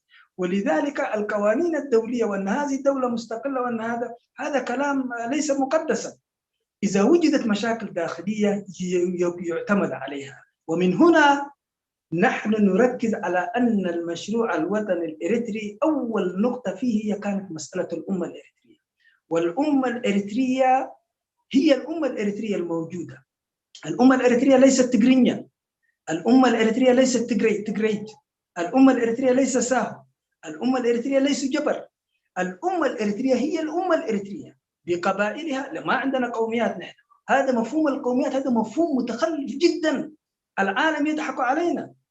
يعني الأمة الإريترية كما هي موجودة بقبائلها وبعشائرها متزاوجة متداخلة لها إرادة العيش المشترك ومتمايزة لها رؤية واحدة وتتطلع إلى المستقبل بدولة مدنية. هذا هو المشروع الوطني الإريتري. اوكي زعما مشروع الوطن الإريتري اشتي تزارب مو انت نفتي حدا قلت كومنت ما تيزلو ناوخ نسجر دكتور استاذ زين تفضل. جميل. مودة تاخذ مدمدمتها دكتور هذه يمكن خاتمة جميلة هي عشان ننتقل للأسئلة بعد كده. انت يزلو زي حدش وردو كابزي بروجكت ناي أمة ونت ناي إريترا تنسيلي يزلو أرهقنا يولنا ويدما رحيق الله سيون سلازي أبحانقو الناس مسي نزي فتح نرخبو اللوسي كمي يجيرو دحر الزخول لك على ستاد دحر الزخول استخف لدم دحر 20 شو من تن عامد اوفيشال مالتيو 3 عامد كاب ارتحارها بتوسع ابزي بس احنا زلنا ندغنا نملس انا يبل ازي بس احنا زلنا ارترا كم حجر تفريطلا امه ونتا تفريطلا ودو مالت أيكونن عندنا دحريتكم السنة يخلو يوم كم بحديش خفتونا زفايد يخلو يوم يونايتد نيشنز مسيح حجج لنا وبلعنا الساق كت تغيليا ترجون أي بلنا كمن دخلنا خلو يوم نتي أبحقوتاتنا زجورو حسوت كم زنبرة خرّا قصنا خفتونا يوم تي نحن استقال سنين نوح عمتات نخونتو خمس زنبرة ويدما زيتكم خمس زنبرة خرّا قصنا خفتونا يوم سلازي زي بروجكتنا إرترا ونت أبتو ونتنا إرترا استمركسهم وحانو خنرداء لنا ونتنا إرترا دما أركانات اللو نوعو حزنا بأوخن كنقعاس كنفتنا لنا السنة كا دقاقنا نبلن صرحنا إنا ولا كوسرون ترحمش نتاز تقصة نسنين أركانات ويدما عنود ناي ونتنا إرترا يبل دكتور مالتي. اوكي لو سمحت لي الدكتور نادين اوردر ياخذوني في شويه كومنت سمعتي اولا لو كانت مناقشه هذا الموضوع بشكل عاجل نظرا لاهميته وخاصه في هذه الظروف الحاليه خن قبل استاذ زين تفيك لها نزل نجر خن نزاربلو اي تفاكون اللي هو قصري كاميرا اوكي اتي نجرسي زبلو زلو قالي امسي ابز جيزيز بتاع امبورتانت بزعبا زي ارستخ نزارب سلازس ميبي اب دحل خلتا سومن نغبرو ولا تزلو قد علي زخونة زياد من الأخ علي حسن الدليل على صحة كلام الدكتور إثيوبيا حتى الآن لم تستطع خلف مفهوم موحد وطني بل كرست مفاهيم العرق مما جعلها تتصارع فيما بينها وهذا ما يهدد وحدة إثيوبيا لأن التجارو عندما استولوا على الحكم جلبوا معهم مفاهيم العرق بما يسمى مشروع القوميات وعلى هذا الأساس تم تجديد الصراع بين الأمهرة والتجراي والأورومو وهذا للأسف مطبق في إريتريا ولذلك مفهوم القوميات يشكل خطرا على وحدة إريتريا أرضا وشعبا. يبلع له الأستاذ علي حسن ما في سؤال بس هو زي ما تقول تعليق وفي سؤال من الأخ إريتريان ميرر ما هو الفرق بين أمة قومية وشعب أوريدي بزعبازة تزاربنا لون زحلفة بارت 1 أو تتمليسكا أب فيسبوك ألو أب يوتيوب ألو نأو تتمليسكا في شرح مفصل عن ما هو الفرق بين الأمة والقومية والشعب على حسب شرح الدكتور إدريس. وياسر ماي معر يقول نحن القبائل المسلمة في إريتريا قوميتنا هي قومية عربية وأبناء كبسة يتمسكون بهويتهم التجرينية الهوية التي قطرها 10 كيلومترات. فلو عندك تعليق في هذا الموضوع دكتور إدريس تكون مشكور.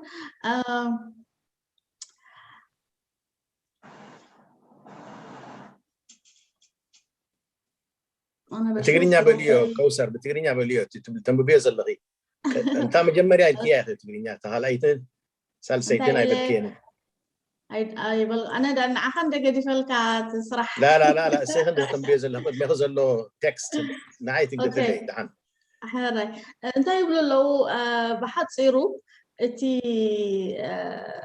اب إثيوبياسي توم تجارو توم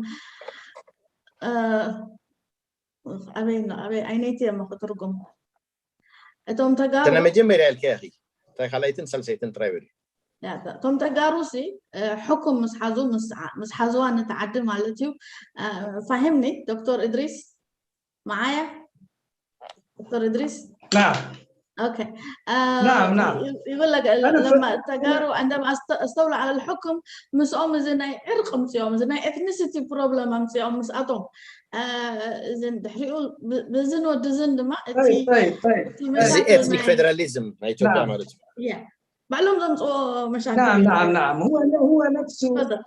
هو نفسه أنا أريد أن أعلق في 3 نقاط. أولا الفرق بين الأمة والقومية والشعب هذا تكلمنا عليه ولكن بكلمتين 3. الأمة هي التي لها أولا متمايزة، إرادة العيش المشترك، لها أيديولوجية موحدة قابلة للاستمرار. هذه هي الأمة. أما الشعب لا تتوفر فيه هذا. نحن عندما كنا تحت الكيان الإثيوبي نحن كنا شعب مثلا يعني لأنه إذا ما كان عندنا فكرة أو ممكن تكون عندنا نحن إرادة العيش المشترك وعندنا إيديولوجية وعندنا وننادل كذا، لكن مفهوم الدولة نحن لست أمة، لأن الأمة الشرط الأساسي فيها أمة مستقلة، يجب أن تكون مستقلة. إذا الشعب لا تتوفر فيه هذه الإرادة، كل واحد يعيش قبائل معينة تعيش، قوميات سموها تعيش، اللي يجمعهم قانون هو، سواء كان هذا القانون محلي ولا الدولي ولا استعمار، ليست لهم رؤية مشتركة، ليس كذا. عندما تتوفر هذه الأشياء التي ذكرناها يصبح أمة. هذا هو الفرق بين الأمة وبين الشعب.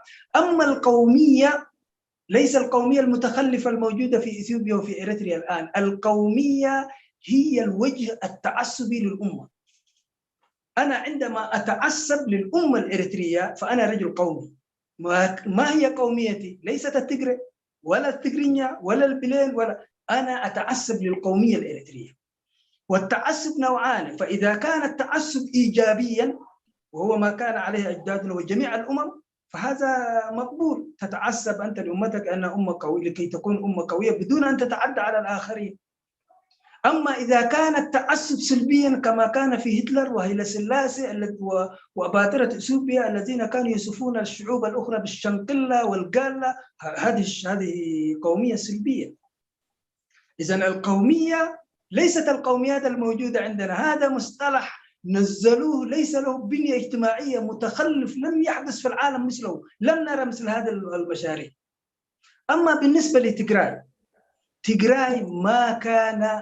ما كانت تستطيع ولا تفكر أن تحكم إثيوبيا إلا بهذا المشروع، لأن تجراي أولا لا تملك بنية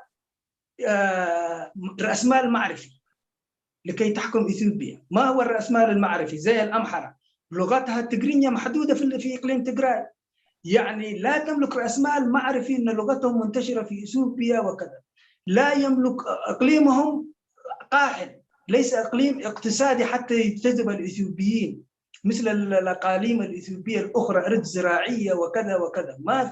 ما عندهم امتداد اجتماعي الا تجاه اريتريا، امتداد تجراي تجاه اريتريا وليس تجاه اثيوبيا، بالعكس تجاه اثيوبيا هم كانوا يعيشون في الخانه تباك، الخانه ألف كان الامحره والخانه تباك خدم كانوا يعيشون فيها. لذلك لكي تحكم إثيوبيا لابد أن تأتي بمشروع القوميات لكي يحدث مشكلة بين هؤلاء القوميات، فأنت تتسيد، تصبح سيد، تخلق مشكلة بين الأمحر والأورومو وتحرك المشاكل التاريخية. ولذلك هو المشروع الوحيد الذي يمكن من خلاله حكم إثيوبيا. أما دولة مدنية ديمقراطية هؤلاء أقلية، 4% تجراي في إثيوبيا أو 4.8%، لا يمكن أن يحكموا إثيوبيا. ولكن الأمحرة بحكم طول الفترة اللي حكموها كإمبراطورية وكذا يملكون الرأسمال معرفي والرأسمال مادي والرأسمال ثقافي، هذا الأمحرة. تفضلي. طيب حجز بلا خطرك ما تقل أستاذ زين صحيح تخيل ده كتبرين أي أنا حيزيد الفرق بين الأمة والقومية والشعب يلزني رنديو انتهي في الليات أبغى أمان حزبن نقطة بهرن. تفضل دكتور.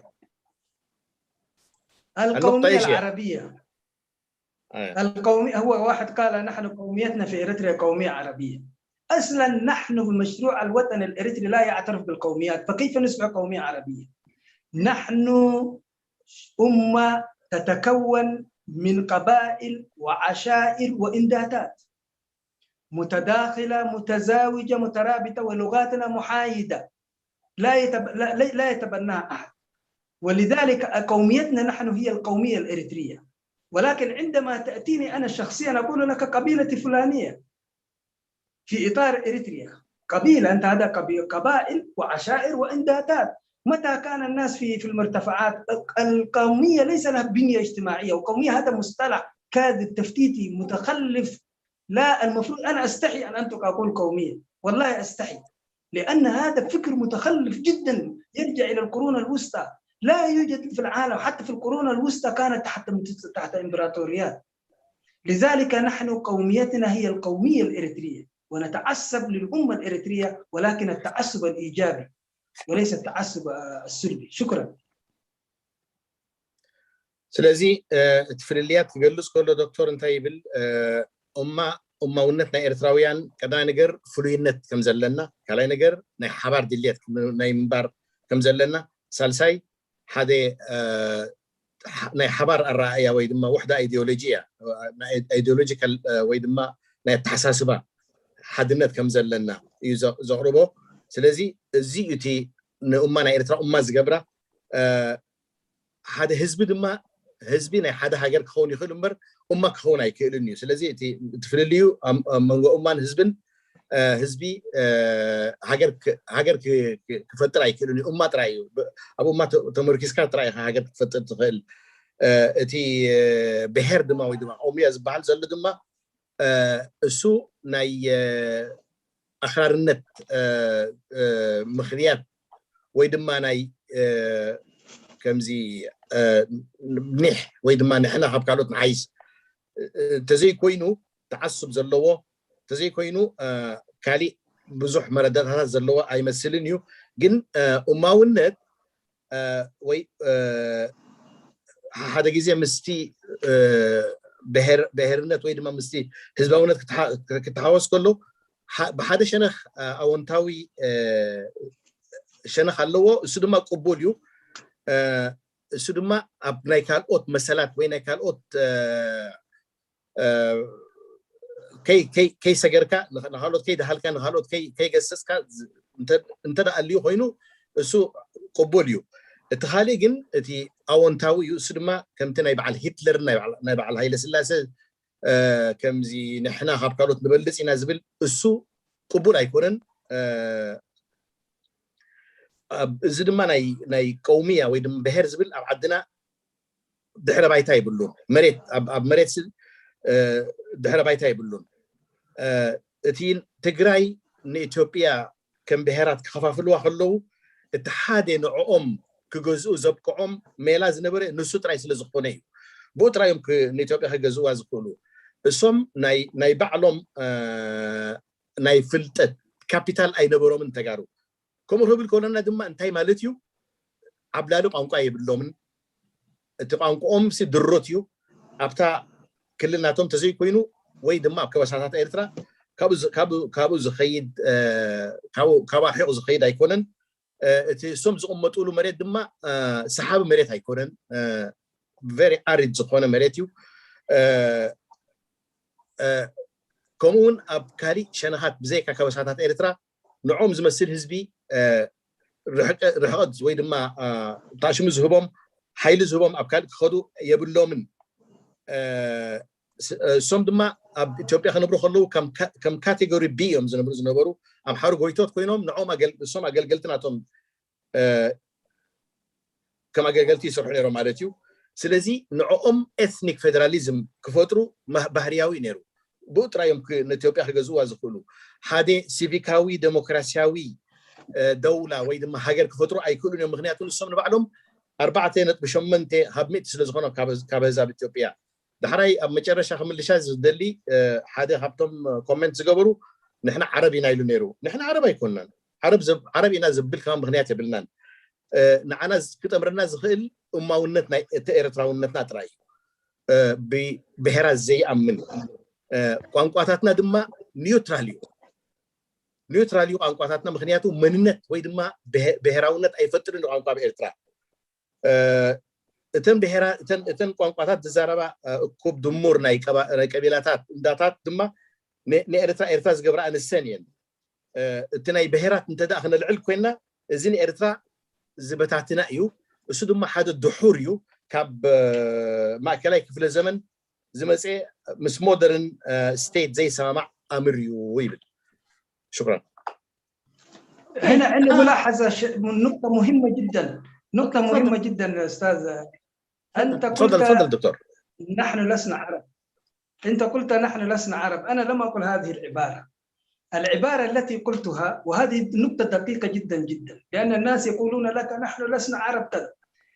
نحن هذه الأمة الإريترية فيها العربي، فيها العجمي، فيها ما فيها. لأن أنت عندما تقول نحن عرب، في ناس يدعون أنهم عرب في إريتريا، ولكن على مستوى القبائل عندما نتكلم نحن كأمة إريتريا كغيرنا من الأمم، ما في أمة متجانسة في العالم.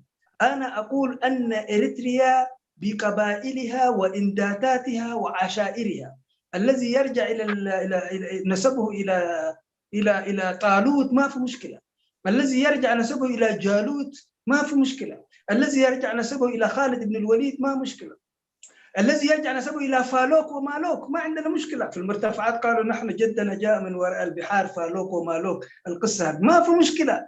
إحنا الذين عشنا في هذه المنطقة بخلفياتنا المختلفة، المتزاوجين المتداخلين طوال هذه الفترة، هي هذه الأمة الإريترية. هذه هي الأمة الإريترية. عندنا أيديولوجية موحدة هي أيديولوجيا إريترية، الأمة الإريترية.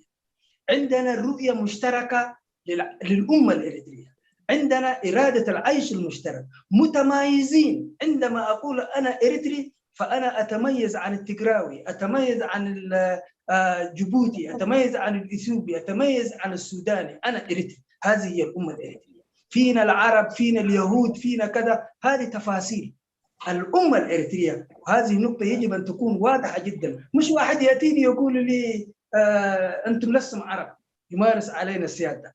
هذه أشياء التي استعملوها لكي خلق مشاكل، وهذه الأشياء، وهذه أنا تكلمت في هذه الأمور، هذه أشياء مع تفاهتها لكنها تؤثر في عقول الناس. نحن أبونا آدم وأمنا حواء، بعدين جاء الذي يكون حامي فليكون حامي، كوشي عربي طالوتي جالوتي لا يهم. عندنا تجربة في هذه الخريطة اللي اسمها إريتريا، عندنا إرادة العيش المشترك، مصالحنا توحدنا في هذه المنطقة، مسلمين على مسيحيين على وثنيين. هذه هي الأمة الإريترية، مثلنا ومثل الأمم الأخرى يا جماعة. أي أمة يكون لها دين واحد، أنتم تريدون أن تجعلوا دين واحد، أي أمة تتسلل من عرق واحد.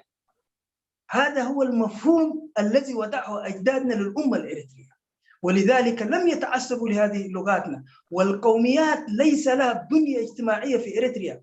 يجب أن تتوفر هناك 9 شروط أنا سنذكرها لكي تصبح قومية، ولكن قومية بمفهومها العام.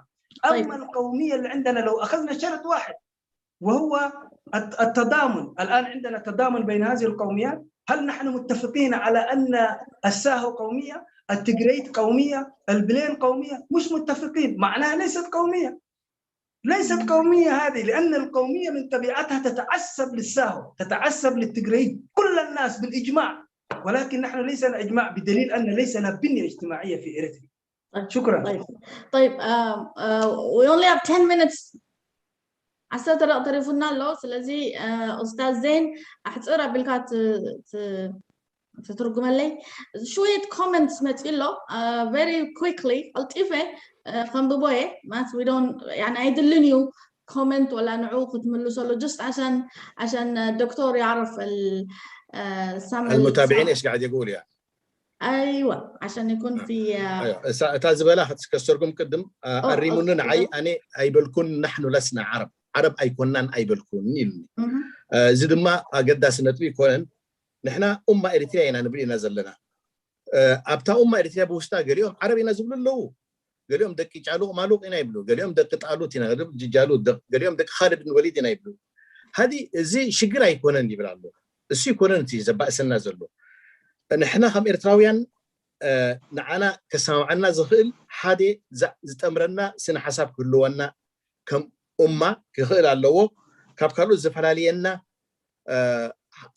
زفلينا فلوينت كلوانا لو قالنا سماويان قالنا همتك كهونو كل يوم قالنا كوشتك كهونو كل يوم قالنا نايلوتك كهونو كل يوم زي أوشتنا زلوا بزوحنة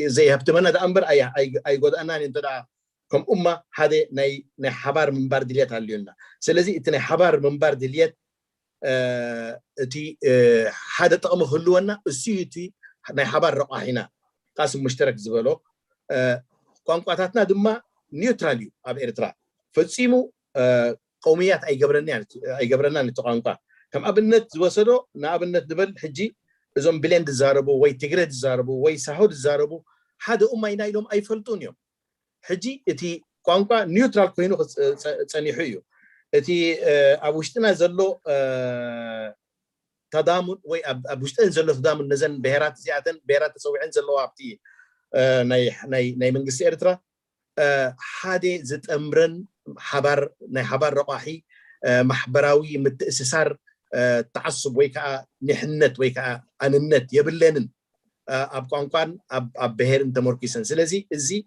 تسنع قدائيو نتي أماونتنا إرتاها في الرزق القدائيو كم زقلوا بحثي أغريبه معناتيو أوكي أنتي تجيزي سلاز خيط لو زمس قولوا له تي ناتكا أقلالتها أنتي مالتيو تي بهرنت القومية the explanation was good. أستاذ عبود أحمد يقول له أكبر كذبة لا يوجد أمة أو شعب واحد في إريتريا بل يوجد شعبين غير متجانسين يقول له. So درجة if you want يعني تدلقة دكتور إدريس comment حتصار دحريق أوكي دحري أزلا دكتور إدريس و بيقول الأخ صالح عنجبة سنيت قناة إريتريا للإريتريين وليست للذين يجهلون هويتهم الإريترية. سنيت بلالو كبر حاو صالح سنيتسي يا سنيت ناتنا مالتيو channel ناي إريتراويان يا بإريتراويان ناتهم مننت تعرفهم ناتهم أيقونتني بالعلم مالتيو. الدكتور حسن شوكاي why are we heading towards the nationhood? Is that easy to perform it in a form of our unity Eritrea united Eritreans in Eritrea? سؤال مش it's not very clear. Again, why are we heading towards the nationhood? Also nationhood and sovereignty, how important is it? Dr. Hassan Shokai, please note in your mind that how they are planning to deprive us from nationhood. كوتونا ويدما خمن تقولنا يدليو الله تناتنا nationhood بالله. الأستاذ حسن سليمان نعم يجب توضيح كل ما هو مسكوت عنه يبلالو. ونوح كومنت مسألة من الأستاذ صالح عنجبة مقدم برنامج سنيت والدكتور إدريس موشي هل تعتقد أن من يسعون لإنجاز مفهوم تجراي تجرينيا والأفكار الخبيثة التي برزت ما بعد الاستقلال هم يمثلون أغلبية هذا الشعب الإريتري؟ هل مجموعة تجراي تجرينيا يتخوفون من هيمنة المسلمين؟ وإذا كان خوفهم من هيمنة المسلمين فعلى ماذا يبنون هذه الهواجس الخيالية مع أن السلطة مرهونة في يد قومية أو عرقية معينة الآن في إريتريا؟ هل هناك تخوف من مستقبل إريتريا كوطن وكأمة ومن خلال تحركات الهجدف المريبة مع الحليف الإثيوبي، أم هذا الحراك المربوط بالهوية الإريترية طبيعي جدا وعادي يشبه الحراك الوياني مالتي مثلا الذي يحدث في السودان الهوياتي الذي يحدث في السودان وإثيوبيا؟ كيف يمكن إنقاذ مشروع الأمة الإريترية لكي لا يندثر وتكون إريتريا ذكرى عابرة في صفحات التاريخ؟ هل تتكرر تجربة جزيرة القرم في القرن الأفريقي الذي يتمثل في إريتريا من خلال كتاب تدمر للدكتور أبي أحمد؟ ما هو تحليلك لأوضاع القرن الأفريقي وكيف سيؤثر في مشروع الأمة الإريترية والوطن الإريتري خاصة؟ أسئلة كثيرة هذا يحتاج ساعة كاملة. شبه جزيرة القرم مالتي زي أوكرانيا بتاعت أوكرانيا اللي غزتها الروس واحتلتها وأصبحت جزء من روسيا مع أنها هي تابعة لأوكرانيا يعني. القرم النقطة بس حبيت أوضحها. اوكي alright so سؤال اسئله، مش سؤال بس، دي اسئله كثيره وتحتاج وقت، وان شاء الله يعني انا احتفظت بالسؤال. اشكرك جزيل الشكر الاستاذ صالح عنجبة. ان شاء الله في الحلقه القادمه سنحاول ان نجاوب على هذه الأسئلة، لأنه أسئلة كثيرة وليس لدينا الوقت الكافي لها. فختاما لهذا الحلقة اليوم أود أن أشكر الأستاذ زين شوكاي والدكتور ضيفنا العزيز دكتور إدريس موشي. لو عندكم أي كلام أخير تفضلوا. أستاذ زين بأخذهم جمر أنا لا فقط الدكتور إدريس كعادته أبدع وتناول قضايا شتى عديدة. مع الأسف لم تشبع بعد. هي دراسة هي دراسة عميقة هي، وإن شاء الله سترى النور في كتاب، وأتمنى أن يترجم هذا الكتاب إلى لغات أخرى زي التجرينيا والإنجليزية. والدكتور إدريس هذه الدراسة، دراسة وضع الأمة الإريترية، بالنسبة له مشروع حياتي. هو أنا شخصيا ومن هذا المنبر أحيي الدكتور وأشجعه الاستمرار في إنتاج هذا الفكر وبلورته في كتاب، وأنا أعتقد لم يسبق في أحد. أكون صادق معكم، يعني أنا اطلعت على مفكرين إريتريين، أكاديميين إريتريين، قرأت كتبهم، وجدت فيها الكثير من الأفكار النيرة والكثير من الأفكار السيئة، ولكن لم أجد ما يقوي ويعضد ويعزز الهوية الإريترية والاعتزاز بالهوية الإريترية وبالثقافة الوطنية الإريترية وبالأمة الإريترية في اطروحاتهم بشكل متكامل. لم أجده في أي أكاديمي إريتري يعني. ودكتور أنا أحييك من هذا المنبر وأؤكد لك أنه أنت سباق في هذه النقطة. امضي قدما في إنتاج عمل فكري متماسك في شكل كتاب، وسيرى النور بإذن الله، ونتعاون فيه ليرى النور، وأن يترجم أيضا إلى لغات محلية لأهميته وعالمية لإطلاع العالم أن لدينا مفكرون نعتز بهم ولديهم إنتاج فكري يضاهي ما تنتجه مراكز الفكر في العالم. وشكرا. اوكي لازم لك ياخذ ترجمان لك حجي في عربي خذ عربي نتهم عرب زي يقولوا. استاذ زين تفضل. انا دكتور ديسي لي بطعمي غني لنا الذهب كان استمهرو الذهب كان استمهرو ناي بحكي فانغارد زخوني قدم حجي زي تسمع بزح حسابات زلو بزحات إريتراويان مصحف تصحيفهم يوم أو زلو دم حسابات قليو صبغيو قليو حمايو نعهاون سون زنوقفو ركبيو نزح حسابات زي كنا يكون نزبل سبك ركبيو جن أنا خمس رأيني دكتور إدريس موشي كابتوم توجهات إريتراويان ناي بحكي زمست ناي بحكي بإريتراونت كا زخر عكا ناي بحكي بإريتراونت كا كت خرعن كت أطبق حزانة تا إريتراو من النتكا زحجز حسابات زقرب أبتناتو استمرو سلزي أوصل لي هذا حسابات زي بمصحف ملكعون كوسي يتابعك كنت حاجة زكاة نخلينا زي مصحف زي صباح تصحيفو بغانكو عرب ولا أنت تصحفي أب تجرينيان إنجليزين كنسترجمه كنفتن علينا مغنياته زي سخات تقرب زل حسابات فريش حسابات يقعد محجي زي تبع الحسابات هيكونن نيرتراوي هجراوي من الدماء زحيلون زدون فعون يو إلى بحثيرو بتجرينيا كم زجر غير صيف يفتي يخيل مارت يعني اللي أستاذ زين نعي كمان نعي راح زمانس بوزحات أشحات كماي بوزح زيت الله politics إزاي حدش حسب فرش زخونة قد محجي زي سمعنا يوم كاب دكتور إدريس موشي خمتون كله نايو حق يحقص إذا أنصار كله زي أبحنقول نحفقتوه ولا برين واش بقبرنا زفتنوا بعد تجري أنصاروا ينعوا خير كم دري قلت الله نايو حق يخرع عكا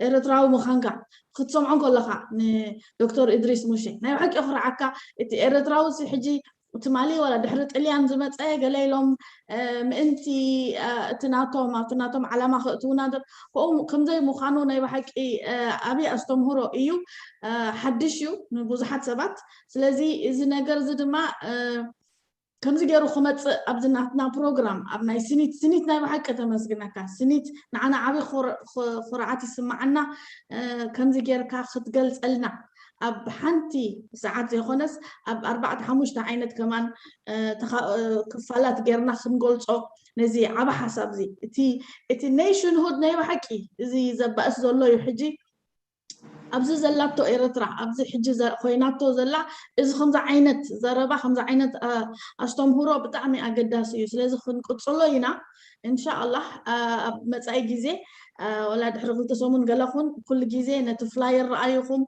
فيسبوك تو فيسبوك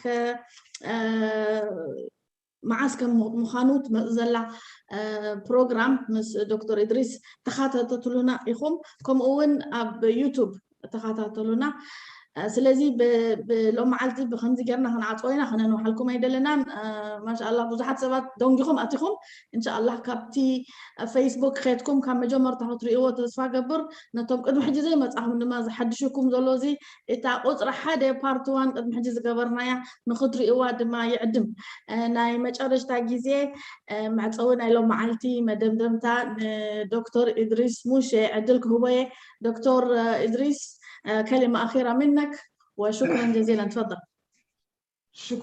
شكرا لكم والله وأنا مسرور جدا وإحنا أسعد والله إحنا أسعد.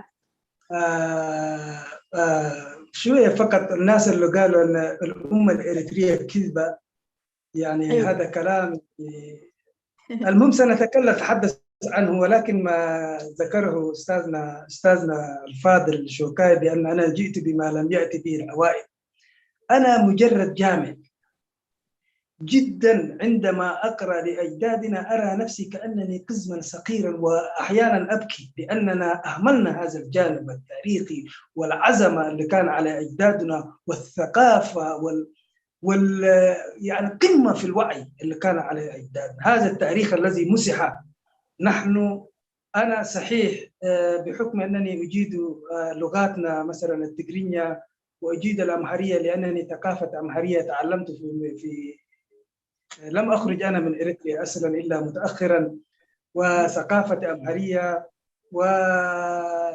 وأيضا إجادتي للغة الإنجليزية وقليل من العربية لأن العربية لا يحيط بها إلا نبي يعني قليل من الأمهرية. هذه اللغات استطعت أن أتعمق في تاريخ أجدادنا وتراثهم ويجب علينا أن نعيد هذا التاريخ ليس من أجلهم ومن أجل كتابة بل من أجلنا نحن ومن أجل مستقبل إريتريا لأن رؤيتهم لإريتريا هي كانت الرؤية الصحيحة والتاريخ أثبت على ذلك. إنني أتألم جدا عندما يقول لي شخص أن الأمة الإريترية كذبة كبيرة على ماذا كنا نموت وبعدين هذا ليس تحليل. الأمة هذه مفروضة عليك بالقوانين الدولية. أنت إما أن تصبح أمة فتكون دولة وإما لست أمة فتصبح يمشي جزء منك إلى السودان وجزء منك إلى إثيوبيا وهذا هو الذي قاوموه أجدادنا واستمرت الثورة على ذلك إلى أن تم تثبيت الأمة الإريترية وأخذنا استقلالنا. مشكلتنا الآن ليس في أن الأمة هي موجودة ولا مش موجودة، مشكلتنا في نوعية الأمة التي تبنى في إريتريا.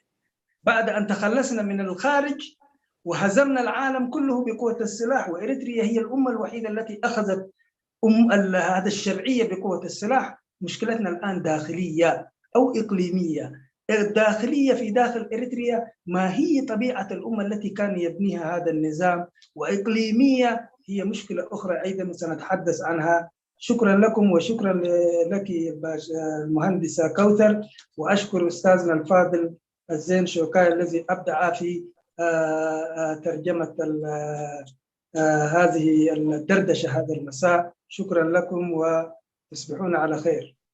اوكي، ولنا لقاء اخر باذن الله. شكرا جزيلا استاذ زين شوكاي والدكتور ادريس موشي.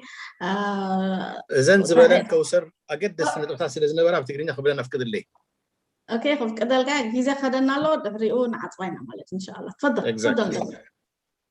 انا كبتي انتي بالدكتور ادريس موشي انا زمصاخو حدش نجر يبلين حاونا زين شوكاي بتعمل ايدنا عايقن زي كواين لعليو زريو انا حدش نجر يمصاخون تي حابن كرعتنا نايتهم اب حقوتاتنا ابوتاتنا زغبرو نعوت رايه اخاخيبه دمر كوب دمر نايزي زحبن تاريخ يزقرب لكم زلخو هذا جزء بتعمي يحزن كبكون يقرب كسمع كله كمي غيرنا نحنا نزي رسعنايو كمي غيرنا نزي دحري دربينايو لي بتعمي زحزنني انا بباي نيرترا بتفرالي قنقطات سلازخونه اب ارتا دما كابتوم دحيروم زوصو سلازخونكو امحرينيا سلازنبب تግርኛ سلازنبب انجليز سلازنبب عربون بمطنو صبو غير سلازنبب بتواضع يلسو عربي كيلن يلو انا جن كامل على زغل عرب الى اي امنين خبرت ارتراويان اسبلي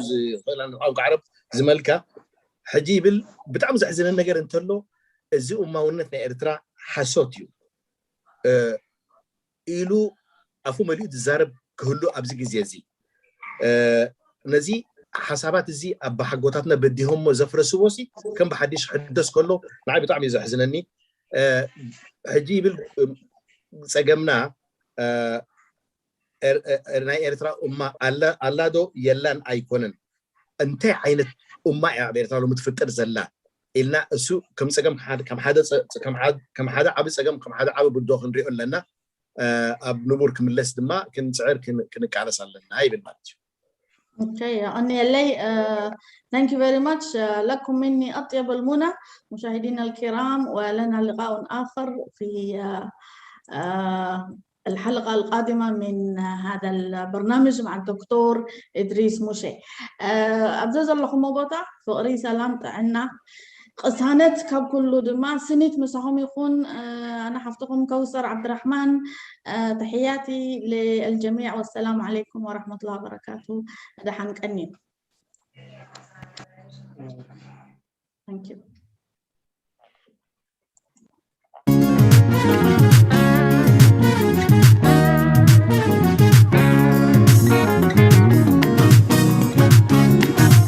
ربين لكم وزا سنبيلو بسجزا زمدردو عين حيزا كعربيلو تقانزا محراي تازحجن عزمو صباح من يغزمو قلنا الكنبلامو كني حكس نفالمو عديوت زي كسنة من كمان تدندن قديمس كم تقدم عبيتس كم تقدم بحر سدة توسدهم تجيبهم كل عبيدهم فتح البنا قيدهم جمد قبل زمدهم نعرف بازاقر وياه نسمر مو بحوار نعيه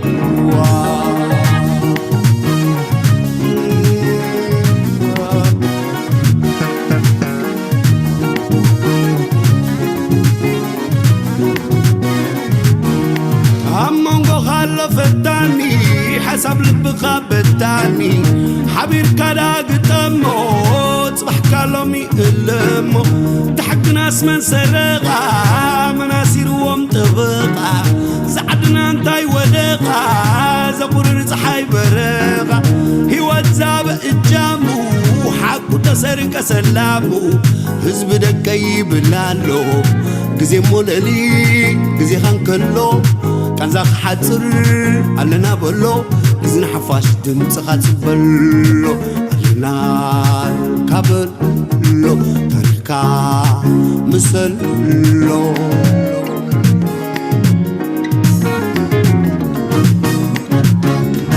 وقت جمالو زي وازا كعرب كله تقانزا درنا دو عين حيزا وقحتان قعزا تعلال كم أدغنت صباحي باسب سعنت تبها مالالا ببونت بحراسة زمخنت حزبينا تقردنا فحيلنا تبدل من تغير رزقنا عين بالسغان حرمتنا من داي حنفت حندي زبدان صبح قبل مختعبي ما غربو مكبا مزاقر نويا اسمر مو بحبار نويا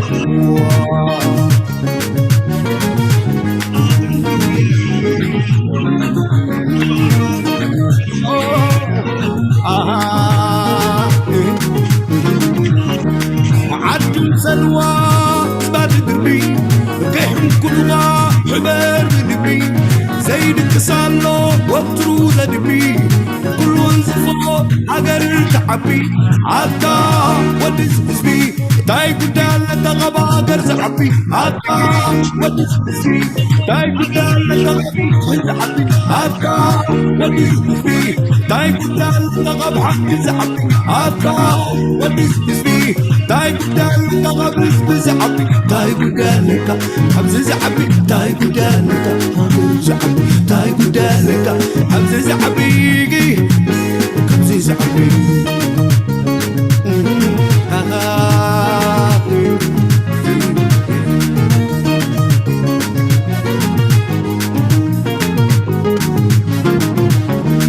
دمي بغبرة كم زي ملسة هزبان قدام النافسة نعيد دقيس من مستكسة مسألة لقاء زي تملسة عطا ودز هزبي تاي قدال لك غبا قرز عبي عطا ودز هزبي تاي قدال لك غفت هزعبي عطا ودز هزبي تاي قدال لك غفت هزعبي عطا ودز هزبي تاي قدال لك غبوز عبي تاي قدال لك أبوز عبي قدال لك أبوز عبي تاي قدال لك أبوز عبي تاي قدال لك أبوز عبي